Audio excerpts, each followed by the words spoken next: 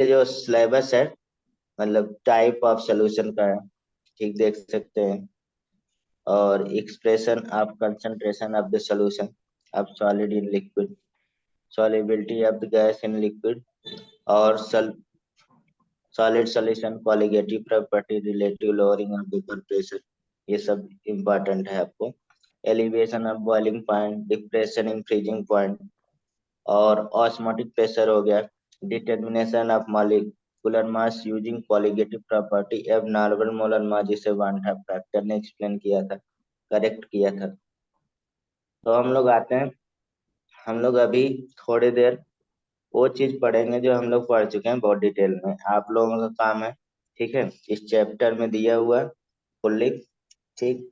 आप देखेंगे इन्होंने मतलब केमिस्ट्री और बायो का तो सोल्यूशन देते नहीं है, फिजिक्स का थोड़ा बहुत दे देते हैं, और केमिस्ट्री और बायो में एनसीईआरटी का पेज नंबर देते हैं, ठीक है, टेस्ट में, ठीक। तो मीन्स मतलब कि थोड़ा सा केमिस्ट्री और बायो में एनसीईआरटी देखते रहिएगा, इसलिए हम बोल रहे हैं, ठीक। तो कंसंट्रेशन ये हम लोग पढ़ चुके हैं, कंसंट्रेशन ऑफ सॉल्यूशन, ठीक। यानी कि अगर देखा जाए कंसंट्रेशन ऑफ सॉल्यूशन मीन्स क्या हो गया, जैसा हम लोग पढ़ लिए थे, it is amount amount solute of solute solution or solvent particular amount of solution solution and solvent and solvent हो जाएगा। तो इसमें हम लोग कई चीज पढ़ते हैं, जैसे परसेंटेज मेथड कह सकते हैं, सिंपल सा है, जो हम लोग पढ़ चुके हैं। यानी कि परसेंटेज मेथड एक कॉमन टर्म हम लोग लिख दिए, amount of solute and solution in 100 amount of, percentage means 100 होता है, ठीक है, and its solution. Amount of solution, ठीक। तो परसेंटेज मेथड हो गया, जैसे परसेंटेज में बाय वेट मेथड हम लोग पढ़े थे, ठीक है। तो इसमें फार्मूला क्या हो जाएगा, यानी कि gram weight of solute 100 gram weight of solution. 100 gram of solution, ठीक है। और तो ऐसे हम ग्राम लोग, वेट भी लगाया आपने, यहाँ पे ग्राम ही नहीं लिखा। ग्राम वेट मतलब जो वेट होगा वो ग्राम में होगा, जो वेट हम लोग मेजर करेंगे ज्यादा ग्राम में मतलब, ठीक है। और 100 ग्राम ऑफ सोल्यूशन, कोई दिक्कत। नहीं सर। अब देखिए वेट अपॉन वॉल्यूम भी हम लोग पढ़े थे, ठीक है। ये वेट बाय वेट परसेंट हो गया भाई, जो हम लोग पढ़े थे, हम्म। ठीक है। और ये वेट बाय वॉल्यूम क्या हो जाएगा, अब इसमें gram weight of solute 100 ml of solution। In gram पर मतलब लीटर या कह सकते हैं, या 100, जो लीटर। ऊपर की तरह पढ़ रहे हैं तो उसी की तरह ही लिख लेते हैं, ठीक है, in 100 ml। Millilitre of solution. Hmm.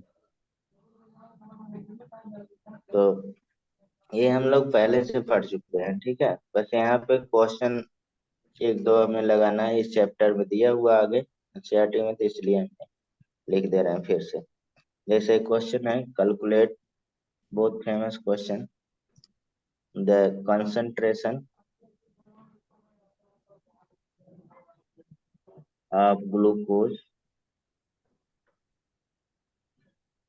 In gram per litre in 6% of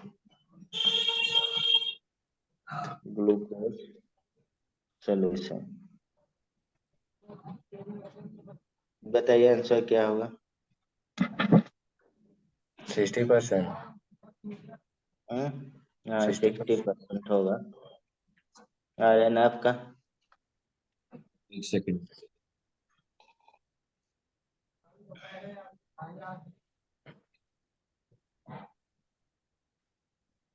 जैसे यहाँ पे पूछ रहा मीन्स हाँ परसेंटेज 60%। बाय वेट, ठीक है। तो 6 अपान क्या हो जाएगा 100 आपका? ml। 100 हो जाएगा। और इसको क्योंकि 10 से मल्टीप्लाई कर 8 लेंगे होता है। टोटली। 1000 से करेंगे क्योंकि लीटर में है, ठीक है। 6% मिलीलीटर में करने के लिए, तो ये आ गया 60%। परसेंटेज पहले लिखा था यार, 60 लिख दिया। तो यहाँ पे इस तरह का क्वेश्चन आपको मिलेगा, ठीक है। ये हम लोग पढ़ चुके हैं, इसलिए ज्यादा हम लोग यहाँ पे नहीं पढ़ेंगे, ठीक है। हम्म, पढ़ चुके हैं ना, इसके सारे क्वेश्चन लगा चुके हैं आप। यस सर, हाँ कर ले। हम्म, चलो। पहले से हम लोग वॉल्यूमेट्रिक एनालिसिस में पढ़ चुके हैं, ठीक है। हम्म। हम्म, चलिए अच्छा। चुप हैं तो एक क्वेश्चन और ले लीजिए। कैलकुलेट, अभी तो नॉर्मलिटी तो डिस्कस नहीं किए। नहीं,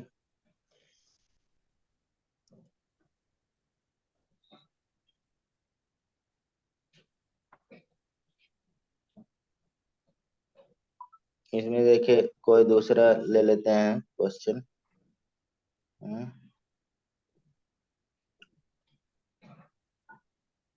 कैलकुलेट द कंसंट्रेशन ऑफ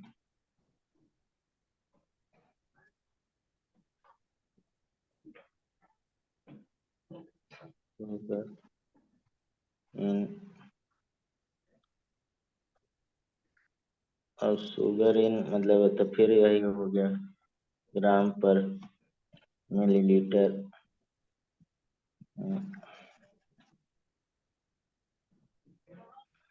80%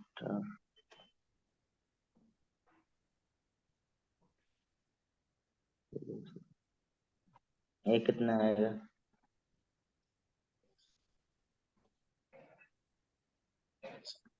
180% आएगा क्या? 18%। 18, हाँ 18%।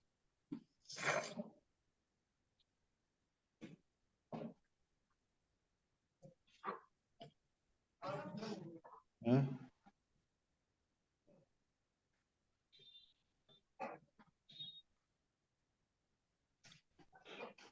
चलिए इसको लगाइए। अब जैसे दूसरा हम लोग यहाँ पे पढ़ते हैं, मोल फ्रैक्शन पढ़ते हैं, इम्पोर्टेंट है, यानी कि फ्रैक्शन मेथड।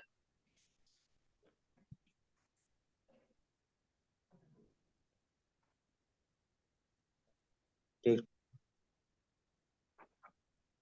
तो फ्रैक्शनल मेथड में हम लोग पढ़े, ये इम्पोर्टेंट है इसमें। मोल फ्रैक्शन ये सब हम लोग पढ़ चुके हैं, ठीक है।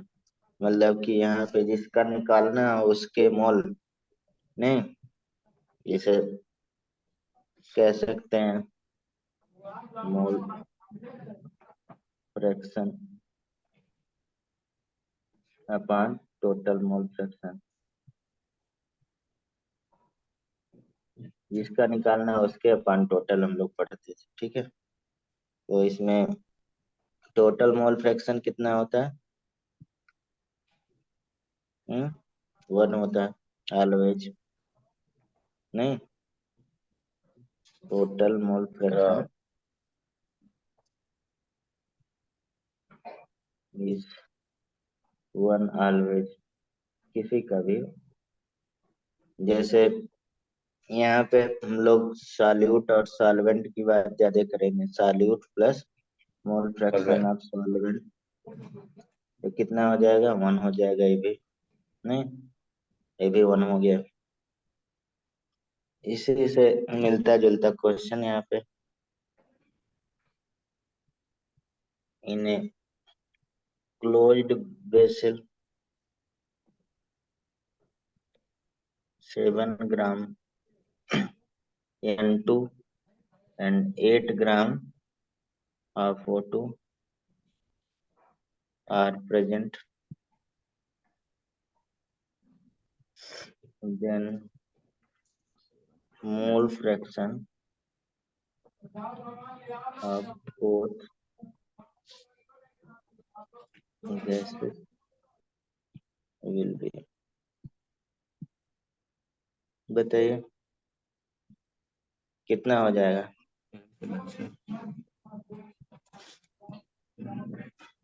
निकाल के बताइए। 8 ग्राम दिया है ना? 8 ग्राम ऑफ O2 और 7 ग्राम ऑफ N2। 1/2 आएगा, मतलब 0.5। 0.5। निकालिए, निकल गया। हाँ। अब इसमें देखिए N2 का मोल फ्रैक्शन निकालना है, तो जिसका निकालना है तो उसका नंबर ऑफ मोल हमें निकालना पड़ेगा। तो हाँ। Number of mole weight upon molecular mass जानते हैं, यहाँ पे 7/28 हो गया। 20। हाँ। तो कितना हो गया? 1/4 हो गया। 1/4। ठीक 0.25। है, ऐसे हाँ, ऐसे O2 का हम लोग मोल निकाल वेट अपन मॉलिक्यूलर मास। ये भी 1/4 होगा। 8/32, ये भी 1/4 हो गया। यहाँ पे बोल रहा है मोल फ्रैक्शन निकालना है। मोल फ्रैक्शन ऑफ N2 यानी कि नंबर ऑफ मोल N2 0.5 ले लें और 0.25 0.5। 0.25। ठीक है, तो कितना आ गया? 0.2 नहीं, सॉरी 1/2। 0.5। 0. जब एक का 0.5 हो गया तो दूसरे का भी हम लोग निकाल सकते हैं। 0.5। 1 माइनस 0.5। ठीक, 0.5। 0.5 दोनों का। तो ये चीज हो गया। इसी तरह हम लोग पढ़े थे, पीपीएम पढ़े थे, उसका भी एक क्वेश्चन बस रिवाइज कर रहे हैं हम लोग। कंसंट्रेशन, तो पीपीएम कंसंट्रेशन का फार्मूला आप जानते हैं। अमाउंट यहाँ पे डिपेंड करेगा किससे? Amount of solute in 10⁶ amount of solution. नहीं, यही था ना? हम्म। तो इससे मिलता जुलता थोड़ा सा question, calculate the ppm concentration of 2 into 10⁻²% of KOH solution will be। Percent तो 100 कर सकते हैं ना, 2 × 10⁻²। और 100 नहीं 100। होता है, यहाँ पे फार्मूला मैंने पढ़ाया था आपको। हाँ। हम्म, कितना? कितना आएगा? 200 के आसपास आएगा क्या? हम्म, 200। अरे 2 हाँ, × 10। 200 पीपीएम आएगा। हाँ, ठीक है, 100 × 10⁻6 करेंगे ना? जैसे इसमें पीपीएम हम लोग निकालेंगे तो क्या हो जाएगा, यानी कि वेट वही जो 2 इंटू 10 पे माइनस, 10⁻² अपन 100 × 10⁻6 होगा ना? यही होगा। हाँ। तो इसमें कैलकुलेट करेंगे 200 पीपीएम आ 200। जाएगा। ठीक है, ये हम लोग कर चुके हैं इसलिए जल्दी जल्दी कर रहे हैं। ठीक है, दिक्कत कोई किसी को? नहीं सर। अब इसमें हम लोग मोलरिटी देखते हैं। मोलरिटी, ठीक है, मोलरिटी या कह सकते हैं मोलर कंसंट्रेशन। नहीं, ये भी हम लोग पढ़ चुके हैं। तो मोलर कंसंट्रेशन क्या होगा, बता सकते हैं definition? Number of mole of solute in 1000 molarity होता है ना, 1000 मोलरिटी। 1000 मिलीलीटर बोलेंगे, नहीं तो वन मिल। केजी बोलेंगे। 1 लीटर बोल सकते हैं, लीटर ऑफ सॉल्यूशन, यही होता है। यानी कि नंबर ऑफ मोल हम लोग निकाल ही सकते हैं, तो यहाँ मोलरिटी क्या होगा, number of mole volume in litre, ठीक है। एन अपान क्या हो जाएगा, 1000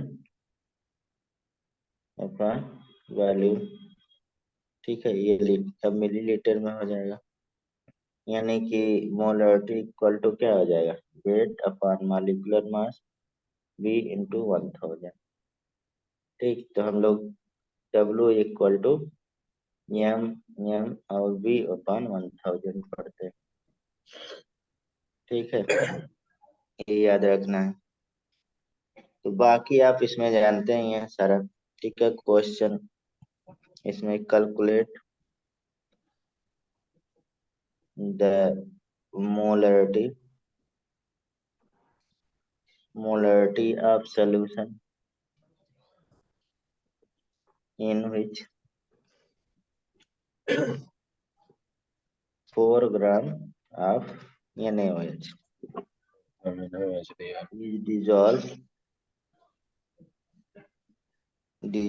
in 250 milliliter of solution, ठीक है। बताइए एक सेकंड कितना सर। है, वैल्यू रख देना बस। 1000 into 4 डिजोल्व कितना, 250 डिजोल्व करा है ना। हम्म, अरे क्या कहते हैं उतना, तो 0.4 आएगा क्या। 0.4 आ रहा, RN आपका नहीं आ रहा क्या? एक सेकंड सर, एक सेकंड। 40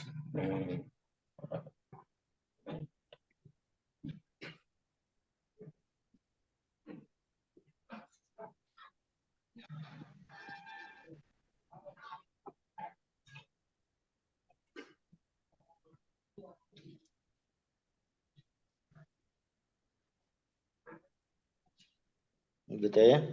0.4 नहीं सॉरी। सही बात है, जीरो हाँ पॉइंट फोर सही सही। ये मैंने एक 0 काट दिया, ठीक है। ये हम लिख देते हैं। अब एक एक क्वेश्चन कर ले रहे हैं थोड़ा रिवाइज के लिए, ठीक है, जल्दी से। मोलरिटी, मोलरिटी क्या हो जाएगा भाई, इस चैप्टर मोलरिटी का बहुत काम है। मोलिल्टिया में ये हाँ, अरे नंबर हम बोल दिए, ऑफ गलत मोल बोल दिया। ऑफ सॉल्यूट इन 1000 ग्राम, या कह सकते हैं 1 kg ऑफ प्योर सॉल्वेंट। इसमें सॉल्वेंट होता है कि नहीं, हम्म तो इसमें मोलरिटी इक्वल टू क्या हो जाएगा, नंबर ऑफ मोल और क्या हो जाएगा, weight of weight of, solvent.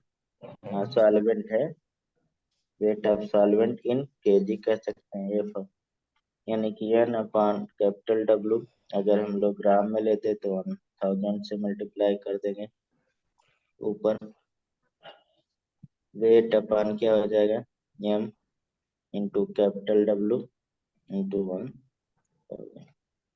ये मोलरिटी का फार्मूला बहुत जरूरी है। फर्क। या हम लोग डब्ल्यू के रिस्पेक्ट में लिखेंगे तो एम मोलरिटी एम और इनटू डब्ल्यू अपान 1000, 1000। ठीक है। आगे चलते हैं, क्वेश्चन एक,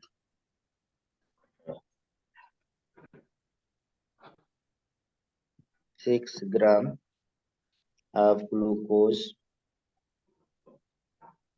is dissolved in 500 gram of H2O. Then calculate calculate the molality molality of solution। बताइए क्या होगा। ग्लूकोज को सर 180 होता है ना? पता नहीं। अरे आप बताओगे, नहीं मुझे पता। हाँ नेगेटिव।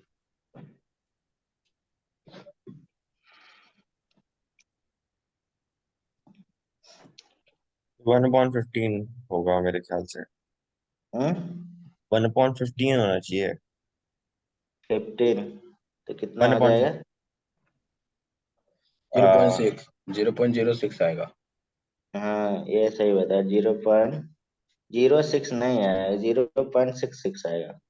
66, हाँ। फिर से देखिए यहाँ पे 6 × 1000 करेंगे, ठीक है। अरे हाँ, 190 0.66 करेंगे आएगा सर। और 500 करेंगे, बस यही मोलरिटी है ना। अब हाँ, इसी को कैंसिल कर लीजिए आप।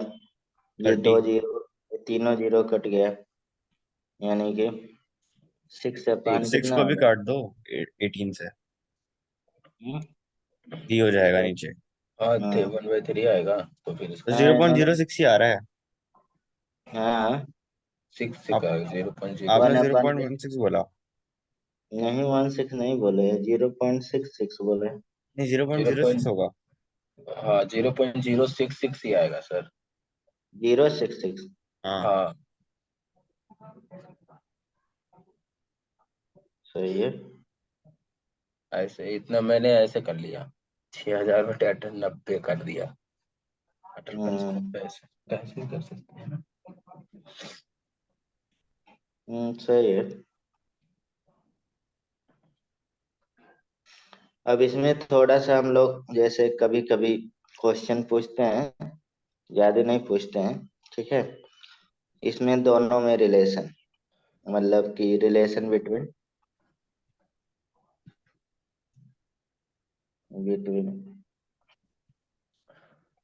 Mole fraction and molarity. Mole fraction और मोलरिटी पे पहले देखते हैं, यानी कि यहाँ पे डायरेक्ट लिख ही देते हैं मोल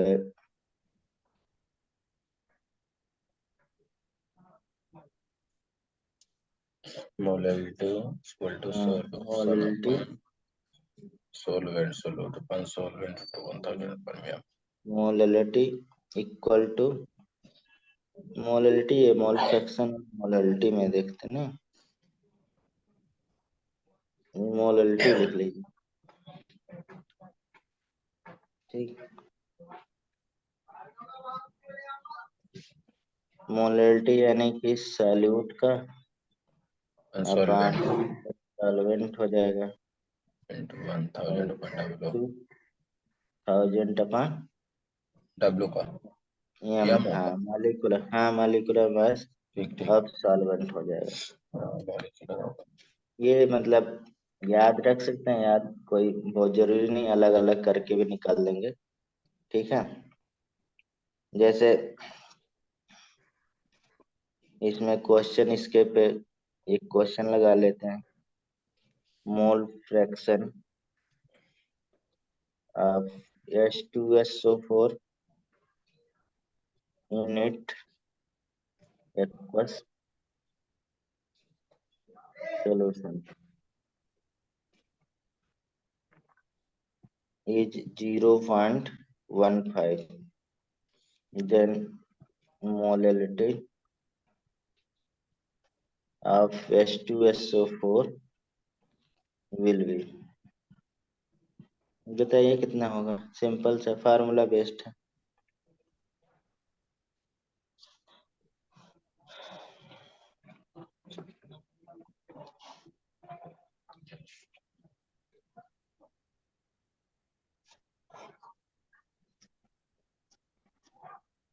कितना होगा।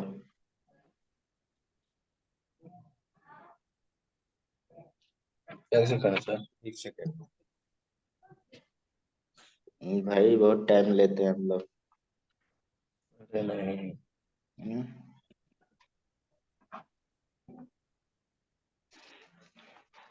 अरे एक का मोल फ्रैक्शन पता हो गया, तो दूसरे का तो हम निकाल ही सकते हैं। 0.15, तो यहाँ पे 0.85 हो जाएगा, इंटू इधर वाला कितना हो जाएगा,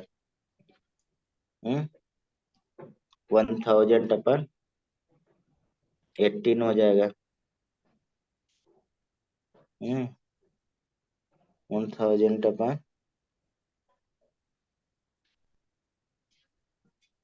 कितना हो जाएगा, 0.15 हो। तो 19 ऊपर 8 करना एक सेकेंड। 90। बताइए। फॉर्मूला। ये 18 इसलिए लिए कि वाटर हो, क्योंकि एक्वस सोल्यूशन है ना, हम्म। तो यहाँ पे मालिकुलर वेट ऑफ सॉल्वेंट लिखा है। ठीक है, ठीक। तो आप इसको सॉल्व कर लीजिए, करीब 9.8 शायद आएगा। 9.8 सॉल्व गलत करके आ गया। देखिए। 1.8 के आसपास आ गया यार ये तो। हम्म कितना आ रहा है, एक सेकंड सर। 1 पॉइंट।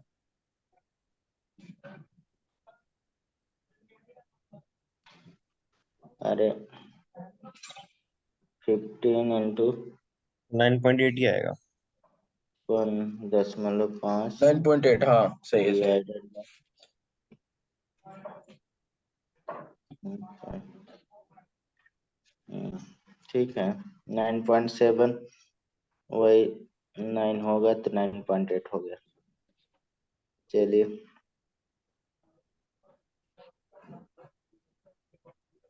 इसमें और भी हम लोग आते हैं। इसमें लास्ट देखिए है, आप जान ही रहे हैं, कह सकते हैं। अच्छा, एक क्वेश्चन अब ऊपर तो आप पढ़ ही चुके हैं। Find out the molarity of 93% weight by weight H2SO4, और डेंसिटी दिया है 1.8 ग्राम पर मिलीलीटर। बताइए।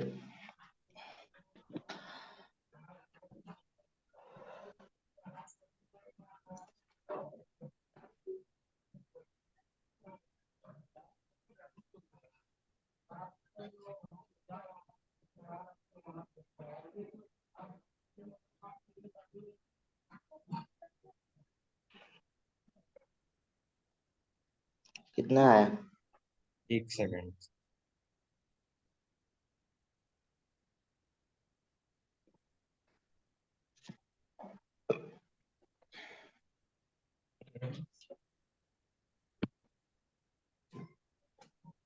तो मोलारिटी में तो वो होता है ना, moles of solute upon moles of solute upon weight. Weight नहीं नहीं, नहीं, वेट नहीं, सॉरी सॉरी, वॉल्यूम वॉल्यूम होगा। Of solute. हाँ, अरे सर क्या कहते हैं उतना आएगा क्या? 10 10.4 आएगा क्या? नहीं, गलत बता दिया ना। देखिए इसको हम बता दे रहे हैं। गलत हो गया था। जैसे मोलरिटी, आप मोलरिटी निकालने के लिए बोल रहा है, तो आप सिंपल फार्मूला तो जान ही रहे, मोल ऑफ सॉल्यूट, 19 ठीक है, into upon 100। Volume of solution, और ये लीटर में नहीं, इतना तो यही डिफिनेशन ही है मोलरिटी का। ठीक, तो ऊपर हम लोग मोल ऑफ सॉल्यूट, तो क्या क्या कर सकते हैं, निकालना है, तो हम लिख रहे हैं डायरेक्ट। आप देखिए, एनालिसिस कर पा रहे हैं, मास इन ग्राम इंटू डेंसिटी इंटू 1000, ये कहाँ से आया, molar mass into mass of solution. अब ये हमने ग्राम में कर दिया, ये फार्मूला बन गया है। एक दिमाग में आ रहा है, जैसे वॉल्यूम, जब हम लोग यहाँ पे वॉल्यूम मोलर तो mass into mass of solution. Hmm volume तो दिया नहीं, डेंसिटी दिया है, ठीक है। डेंसिटी दिया, हाँ। तो उसे निकालने के लिए तो क्या आ जाएगा यहाँ पे, अब 93 हो गया, ठीक है। ये मास इन ग्राम, ठीक है, upon five molar point mass. Five five आएगा क्या सर? नहीं, सर अभी हमने भी डेंसिटी गलत से कर रहा मल्टीप्लाई किया है इसको। है, देख लीजिए, हम तो ये इसीलिए डायरेक्ट लिख रहे हैं, आप थोड़ा एनालिसिस कर लीजिए, देख लीजिए। देखिए, ये मतलब दिया है हमारे पास डेंसिटी से, इसलिए मतलब हमें वॉल्यूम निकालना है ना। तो अगर वॉल्यूम कहाँ कहाँ से तो हम वॉल्यूम देखो, निकाले? मोल्स ऑफ सोल्यूट जो है, हाँ, तो हम डेंसिटी को उसी को मल्टीप्लाई कर रहे हैं मोल से। हाँ, जैसे मास दिया हुआ है हमको ग्राम में, हाँ। तो ऊपर क्वेश्चन दिखाना एक बार। देखिए, तो मैंने नीचे मल्टीप्लाई डायरेक्ट, नहीं करना होगा हमको डेंसिटी से। नीचे क्यों करेंगे? सर क्योंकि मास जो है वो सोल्यूशन में दिया हुआ है ग्राम में, हमको तो लीटर में चाहिए ना, क्योंकि वो है मोलारिटी। आपने तो ऊपर से हाँ, मल्टीप्लाई। देख एक सेकंड, लीजिए, नहीं, एक सेकंड। अच्छा मेरा हाँ सही। ठीक है, ठीक है। क्या यार, मैंने इसलिए डायरेक्ट लिखा है, आप डायरेक्ट भी फार्मूला भी याद रख सकते हैं, डेंसिटी वाला आता है। नहीं सर समझ गया। और इतना भी नहीं करना है, ये हमने बहुत डायरेक्ट बताया था, आप याद करिए, 10 इंटू मोलरिटी इंटू करके एक फार्मूला भी बताया था हम, इसीलिए उस फार्मूले को नहीं लिखे कि आप देखें आप याद रखते हैं कि नहीं। एक हम डायरेक्ट 17 फार्मूला भी, पॉइंट 46 डेंसिटी आ वाला गया एक फिर। डायरेक्ट फार्मूला हम पढ़ाया, इतना डिटेल में आपको बायोमेट्रिक एनालिसिस पढ़ाया, जबकि कोर्स में नहीं है, तब भी मैंने पढ़ाया था, आप लोग नहीं पढ़ते हैं। ये आप उधर पुराने वाले फार्मूला जो डायरेक्ट लिखा उससे भी यूज कर सकते हैं, जब परसेंटेज दिया रहता था, ठीक है। हम्म। हाँ, गड़बड़ इतना बात है। आएगा। हाँ, इतना आएगा, आप लोग रिवाइज नहीं करते हैं ये सब। हम यहाँ पे इसको स्किप कर सकते थे, हमने बोला भी था कि आपको वहाँ नहीं पढ़ाएंगे, लेकिन तब भी हम एक पढ़ा दे रहे हैं कि आपका रिवीजन हो जाएगा थोड़ा। इसमें लास्ट आप देखिए नॉर्मलिटी है, ठीक है। नॉर्मलिटी आप जान ही रहे, नॉर्मलिटी क्या होता है? नॉर्मलिटी बहुत डिटेल में पढ़े ही हैं, बस फार्मूला यहाँ पे हम लोग पढ़ेंगे। नॉर्मलिटी क्या होगा? नॉर्मलिटी मोलारिटी होता है ग्राम equivalent hmm per volume. Number number of of gram equivalent to 1000 metre solute है। Equivalent 1000 metre solute. और gram equivalent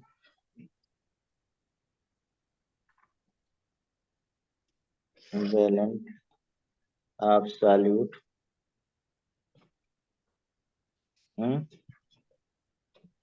present in 1 litre the solution,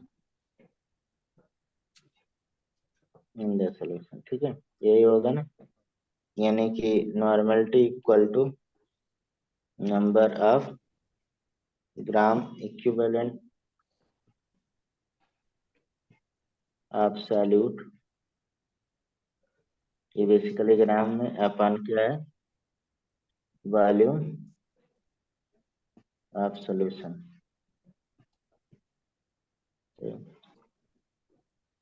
तो क्या हो जाएगा, वही चीज, ग्राम इक्विवेलेंट क्या होगा, मास ऑफ सॉल्यूट, ये हम अपन ही होता है ना, और इसे वॉल्यूम 1000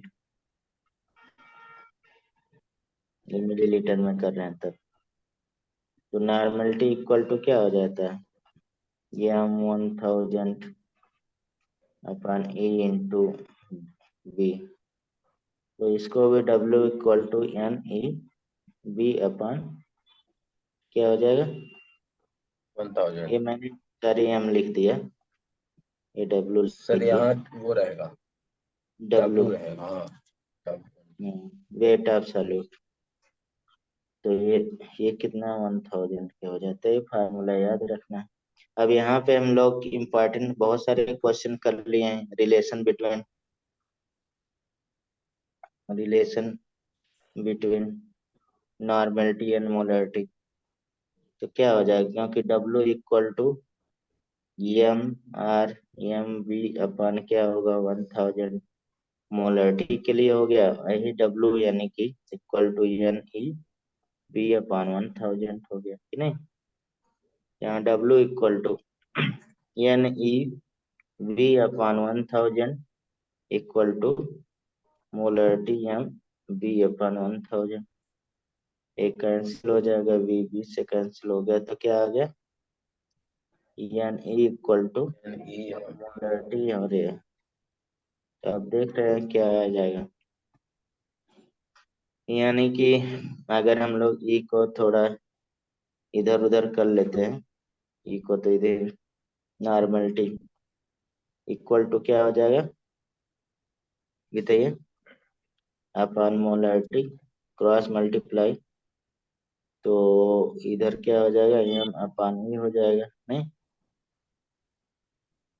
और एम अपन ई क्या होता है, ये हम लोग पढ़ चुके हैं, एम अपन एक्स।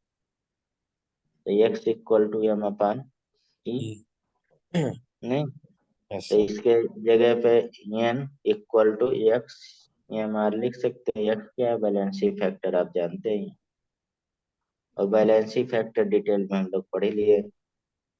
चलिए, यहाँ पे एक फॉर्मेलिटी भी पढ़े थे, वैसे कोई बहुत काम का नहीं है, ठीक है फॉर्मेलिटी, ठीक, क्योंकि हम लोग इसमें पढ़ चुके हैं डिटेल में, ठीक है बहुत।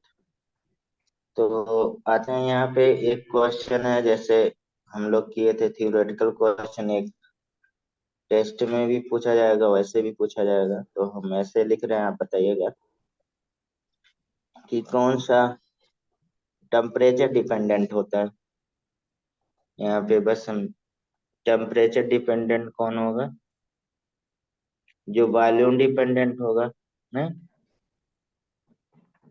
जो हम लोग टेम्परेचर डिपेंडेंट, और दूसरा टेम्परेचर इंडिपेंडेंट। उधर हमने क्वेश्चन के रूप में लिखा था, इधर हम लिस्ट बनवा रहे हैं। बताइए, टेम्परेचर डिपेंडेंट क्वांटिटी कौन कौन से होंगे। जैसे देखिए, जो वॉल्यूम, क्योंकि मोलारिटी होगी और normality. Volume inversely proportional temperature हो जाएगा नहीं। हम्म।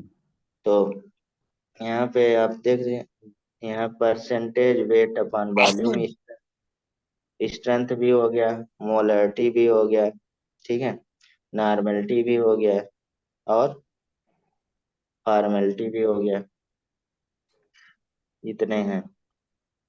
उसके इसमें पीपीएम हो गया, ठीक है, परसेंटेज वेट बाय वेट हो गया, और मोल फ्रैक्शन हो गया, मोललिटी हो गया, ठीक है, क्योंकि उसमें वॉल्यूम आता नहीं है। चलिए, अब हम लोग आगे स्टार्ट करते हैं चैप्टर, ठीक है। ये चैप्टर सॉल्यूशन पे आते हैं सीधा, ठीक, समझ रहे हैं। अगर देखा जाए, सॉल्यूशन बेसिकली ज्यादा डिपेंड करता है क्वालिटेटिव प्रॉपर्टी हम लोगों को, अगर वो ज्यादा इम्पोर्टेंट है। लेकिन यहाँ थोड़ा सा हम लोग थ्योरेटिकल कॉन्सेप्ट भी चलेंगे पहले, ठीक है।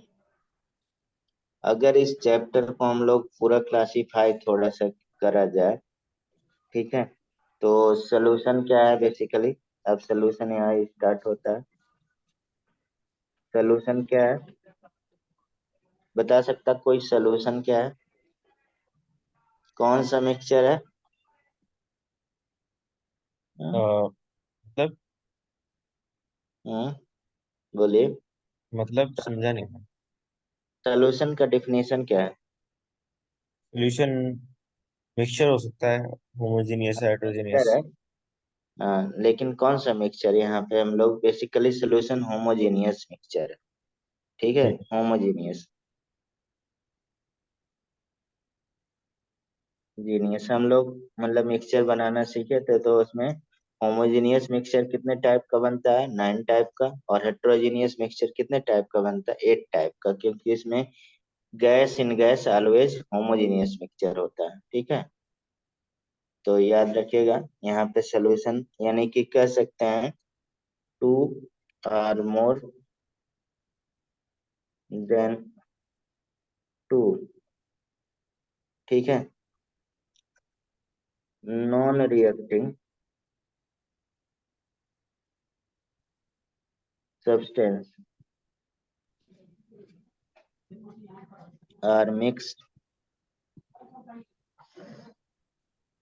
टुगेदर forming homogeneous mixture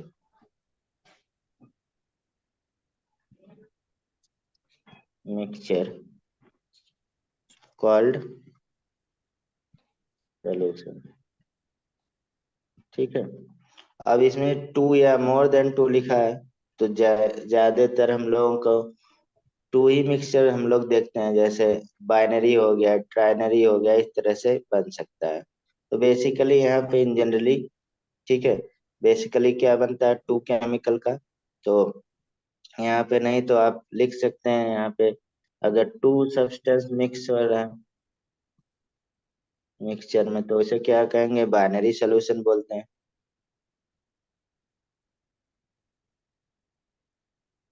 अगर थ्री मिक्सचर बन मतलब यहाँ पे यूज हो रहा है, टू मतलब टू कंपाउंड सब्सटेंस लिख देते हैं, मिक्सचर तो एक ही बनेगा ना। टू सब्सटेंस सब्सटेंस तो बाइनरी, थ्री सब्सटेंस तो इसको क्या बोल सकते हैं? ट्राइनरी बोल सकते हैं। नहीं नेम यहाँ पे कोई बहुत इंपॉर्टेंट नहीं है, तो इसको क्या बोल देंगे बताइए? Trinary solution. ऐसे अगर फोर यहाँ पे हो जाए तो उसको बोल देंगे, सब्सटेंस मिक्स कर लेते हैं तो उसको क्या बोलते हैं? क्वाटनरी बोल सकते हैं।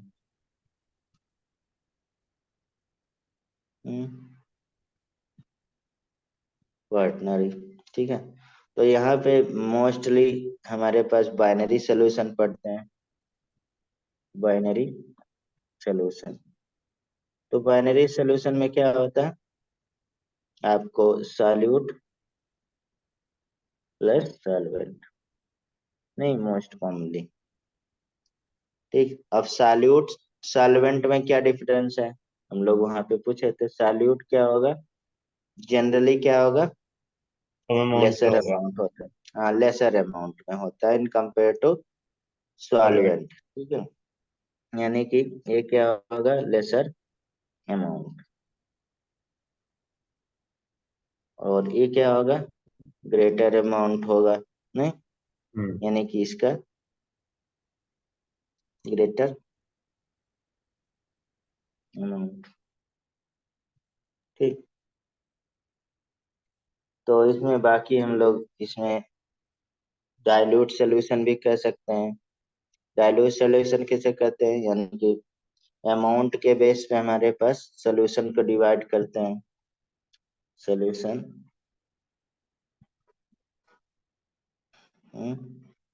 On the basis of solute. तो हम लोग दो तरह से डिवाइड कर सकते हैं, ऐसा बोला जाता है हम लोग। नहीं, डाइल्यूट सॉल्यूशन। और कॉन्सेंट्रेटेड। बस थोड़ा सा दिमाग में डिवीजन रहना चाहिए। ठीक है, कंसंट्रेटेड सॉल्यूशन। तो आप यहाँ से जान ही रहे हैं कि डाइल्यूट सॉल्यूशन में क्या होगा, मतलब कि इसमें कंसंट्रेशन हाँ, कम होती है। यहाँ यानी कि ऐसा सॉल्यूशन जिसमें हमारे पास क्या होगा? Relatively smaller amount of solute is dissolve in large amount of solvent. नहीं, फिर वैसे कोई ऐसे वो होता है क्या सेट कि मतलब इससे कम होगा तो डाइल्यूट होगा, इससे ज्यादा होगा तो कॉन्सेंट्रेट? ऐसा तो मतलब कह सकते हैं 50% से कम है तो डाइल्यूट, लेकिन ऐसा तो डिवीजन मतलब उसमें डिजोल्यूशन पे डिपेंड करता है, कोई कोई सब्सटेंस कम डिजोल्व होता है, कोई हम्म। कोई ज्यादा डिजोल्व होता है। ठीक है, तो ये चीज रहता है। तो इसमें कह सकते हैं रिलेटिवली, ये सब रिलेटिव क्वांटिटी है। Small amount of solute is dissolve large amount solvent. Solvent. इसमें क्या हो जाएगा, थोड़ा सा ऐसा नहीं सॉल्वेंट से ज्यादा हो जाएगा, लेकिन लार्ज अमाउंट ऑफ सॉलिड नहीं ऑफ सॉल्यूट। ठीक है, तो ये हो गया। उसके बाद हमारे पास आता है, हम लोग करते हैं इसमें सॉल्युबिलिटी के रिलेटिव में, यहाँ पे बुक में दिया है। ठीक है, सॉल्युबिलिटी। तो अब देखिए इस चैप्टर को थोड़ा क्लासिफाई कर दे रहे हैं। ठीक है, जैसे सोल्यूशन हम लोग पढ़ेंगे। सोल्यूशन जैसे मिक्सचर है एक तरह से, यहाँ पे एक हमारे पास मीडियम क्या होगा हमेशा, क्या होगा बता सकते हैं? लिक्विड होगा। ठीक है, लिक्विड।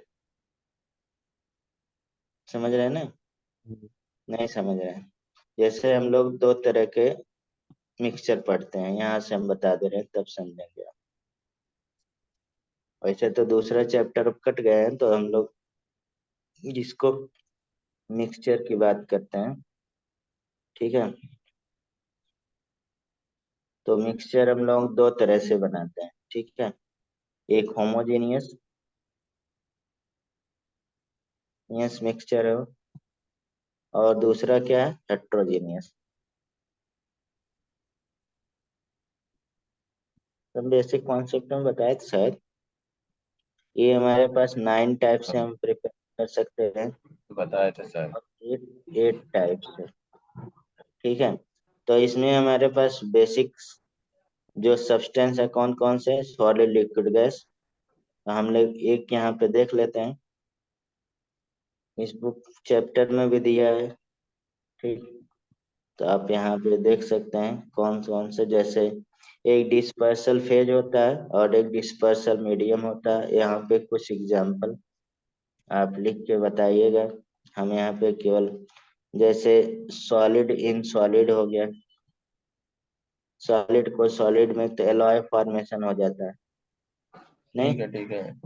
ठीक हाँ, है, लिक्विड का सॉलिड में सॉलिड चेंज करेंगे ना। सॉलिड इन लिक्विड कर लिए। हाँ, ऐसे तो। ठीक है, इसको हम्म, अभी थोड़ा सा इधर कर लेते हैं, तब थोड़ा क्लासिफाई। Liquid in solid. हाँ, लिक्विड इन सॉलिड कर लेते हैं, लिक्विड इन सॉलिड कर लिए। ठीक है, बताइए क्या होगा। ये हम पढ़ा चुके हैं शायद, गैस इन सॉलिड। ठीक, एग्जाम्पल आप सुना था बताते ना। रहिए, इस चैप्टर में से बना हुआ है। Solid liquid. अब यहाँ पे दूसरा हम लोग यहाँ पे लिक्विड रोकते हैं। ठीक है, सॉलिड। यानी कि सॉलिड इन लिक्विड हो गया। ठीक है, यानी कि दूसरा क्या हो जाएगा, लिक्विड लिक्विड, जिसे लिक्विड। इमल्सन इमेंसल बोलते हैं। ठीक है, उसके बाद क्या हो जाएगा बता सकते हैं? अरे भाई, गैस गैस लिक्विड। लिक्विड, उसके बाद तो फिर लिक्विड ही लिक्विड हो जाएगा ना। गैस रोकते हैं, लिक्विड लिक्विड तो ही गया। अब सॉलिड इन गैस। ठीक है, सॉलिड हो गैस, गया। हाँ लिक्विड इन गैस। अब लिक्विड। ठीक, और गैस इन गैस। ठीक, ये आप अपने दिमाग में, ये हम पढ़ा चुके हैं आपको। ठीक है, ये 9 टाइप के हमारे पास मिक्सचर बन गए। ठीक है, इसमें हमारे पास गैस इन इसी का गैस, उल्टा होता है ना, एक बार गैस इन गैस लेंगे एक ऑलवेज बार क्या सॉलिड होगा, लेंगे। ऑलवेज होमोजेनियस होगा। इसलिए हम लोग ऊपर क्या लिखे हैं, होमोजेनियस मिक्सचर 9 टाइप से बना सकते हैं, लेकिन हेट्रोजेनियस 8 टाइप से बना सकते हैं। कौन सा हेट्रोजेनियस नहीं बना सकता? Gas in gas. तो हमें जो इस चैप्टर में पढ़ना है पूरा, ठीक है, ये लिक्विड वाला है, यानी कि सॉल्वेंट क्या होना चाहिए? लिक्विड। ये वाला पोर्शन हमें स्टडी करना है पूरा डिटेल में। तो इसी को हम लोग क्लासिफाई करते हैं, यानी कि सोल्यूशन और होमोजेनियस मिक्सचर। अभी हमने लिखा है सोल्यूशन क्या है, basically homogeneous mixture, genius mixture है, ठीक है। और नॉन रिएक्टिव मतलब सब्सटेंस। तो इसमें होमोजेनियस मिक्सचर में हमारे पास क्या है, अब इसको हम क्लासिफाई, पूरा चैप्टर यही है, यानी कि सॉलिड इन, अभी यहाँ से शुरू करते हैं थोड़ा सा, गैस इन लिक्विड, पहला गैस इन लिक्विड, ठीक है। गैस इन लिक्विड कौन, यानी कि सॉलिबिलिटी अभी हम लोग यहाँ पे पढ़ेंगे, solubility of solid in liquid, solubility of gas in liquid वगैरह, ठीक है। तो गैस इन लिक्विड वाला जो पोर्शन हम लोग यहाँ पे एक्सप्लेन करेंगे किससे, हेनरी लॉ से, Henry law, Henry Henry law है ला। ना यहाँ पे, हेनरी लॉ। हाँ यानी कि ऐसे अगर है। हम लोग प्रेशर बढ़ाते हैं, गैस डिजॉल्व होगा इन लिक्विड में, ठीक है। दूसरा यहाँ पे पोर्शन हम लोग पढ़ेंगे, कौन सा, एक तरह से liquid in liquid, in liquid, liquid in liquid, जो राउल्ट लॉ पढ़ेंगे, राउल्ट लॉ इसमें, राउल्ट लॉ, ठीक है, इसमें राउल्ट लॉ पढ़ेंगे। उसके बाद हम लोग बेसिकली यहाँ पे दो चीज, यानी कि solid in liquid, solid in liquid. अब इसमें दो चीजें हो जाएगा, सॉलिड इन लिक्विड में दो चीजें हमारे पास आ जाएंगी, जो कॉलिगेटिव प्रॉपर्टी में ये पढ़ेंगे हम लोग, कॉलिगेटिव प्रॉपर्टी, ठीक है। तो इसमें वहां पे नहीं लिखेंगे, तो इसमें बेसिकली हमारे पास एक क्या होगा, non volatile solid in liquid, ठीक है। एक हमारे पास क्या हो जाएगा, volatile in solid, solid in liquid. इसी बेस में एनसीईआरटी में आपको ये क्लासिफाई किया गया है, लेकिन ऐसा नहीं लिखा जैसे अपने फ्लो चार्ट, तो मीन्स यही हमें पढ़ना है यहाँ पे, ठीक है, पूरा, ठीक। तो आगे आते हैं हम लोग चैप्टर पे। ये क्लासिफिकेशन हो गया, क्या चैप्टर में हमें पढ़ना है।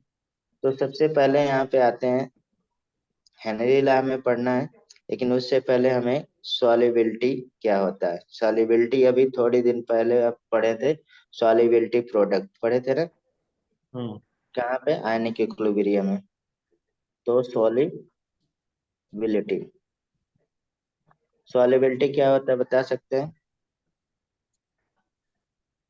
और वहां पे तीन तरह के सॉल्युबिलिटी की बात किए थे, सॉल्युबिलिटी एक हमारे पास अनसैचुरेटेड, सैचुरेटेड, सुपर सैचुरेटेड, याद है? नहीं याद है?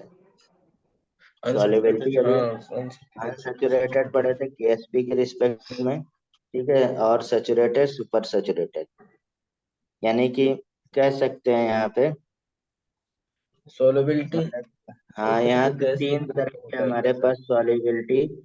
एक क्या हो, मान लीजिए हमारे पास सॉल्यूट डिजॉल्व होता जा रहा है, तो उस समय क्या करेंगे, यहाँ पे क्या कहेंगे, unsaturated rated solution, unsaturated solution को क्या बोलेंगे बताएं, अनसैचुरेटेड सोल्यूशन, अनसैचुरेटेड मतलब इसमें अभी मतलब सॉल्यूट क्या हो रहा है,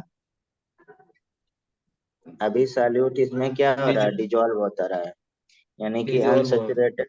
हाँ सोल्यूशन मतलब कि सैचुरेटेड पे। अभी जैसे मान लीजिए आप इसमें डाल रहे हैं सॉल्यूट, सॉल्यूट तो क्या हो रहा है, डिजॉल्व हो रहा है,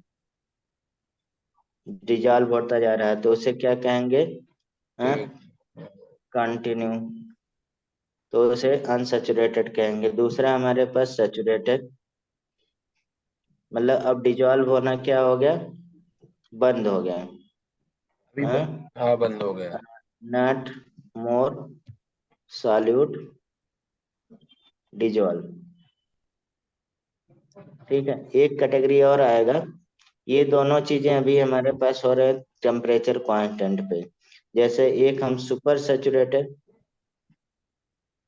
हाँ सुपर सैचुरेटेड। अभी सैचुरेटेड स्टॉप। मतलब कि ये हमारे पास अब नॉट मोर डिजॉल्व सॉल्यूट मतलब डिजॉल्व डिजोल्व नहीं होगा अब। नहीं होगा, अगर हम लोग इफ टेम्परेचर भी इंक्रीज करें तब भी, if temperature increase, temperature increase करने के बाद भी नहीं, और ये हमारे पास यहाँ पे टेम्परेचर का है कांस्टेंट, रूम टेम्परेचर। कांस्टेंट है। जैसे आप देखते हैं, आप मतलब जैसे चीनी वाटर में घोल रहे हैं, ठीक है, तो आप देखते हैं चीनी घुलना बंद हो जाएगा, मतलब कुछ देर बाद, ठीक है। अब उसको और घोलना है तो क्या करेंगे आप, उसे हीट हीट। देंगे आप, ठीक है, तो और ज्यादा घुलने लगेगा, चार्ज नहीं बन जाएगा। तो अब एक ऐसा सिचुएशन वहां पे आएगा जब टेम्परेचर कितना भी बढ़ा लीजिए, उसके बाद भी डिजॉल्व होना, अब डिजॉल्व नहीं होगा, तो वो क्या कहलाएगा, सुपर सेचुरेटेड कहलाएगा।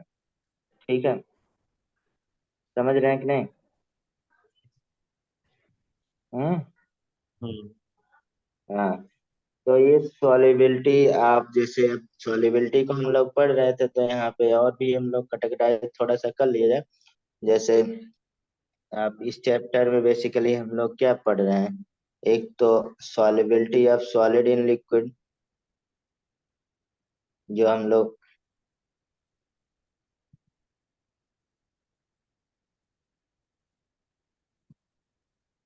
इन लिक्विड, या मतलब सॉलिबिलिटी लिक्विड या मिक्सचर, लिक्विड इन लिक्विड कह सकते हैं। दूसरा हमारे पास सॉलिबिलिटी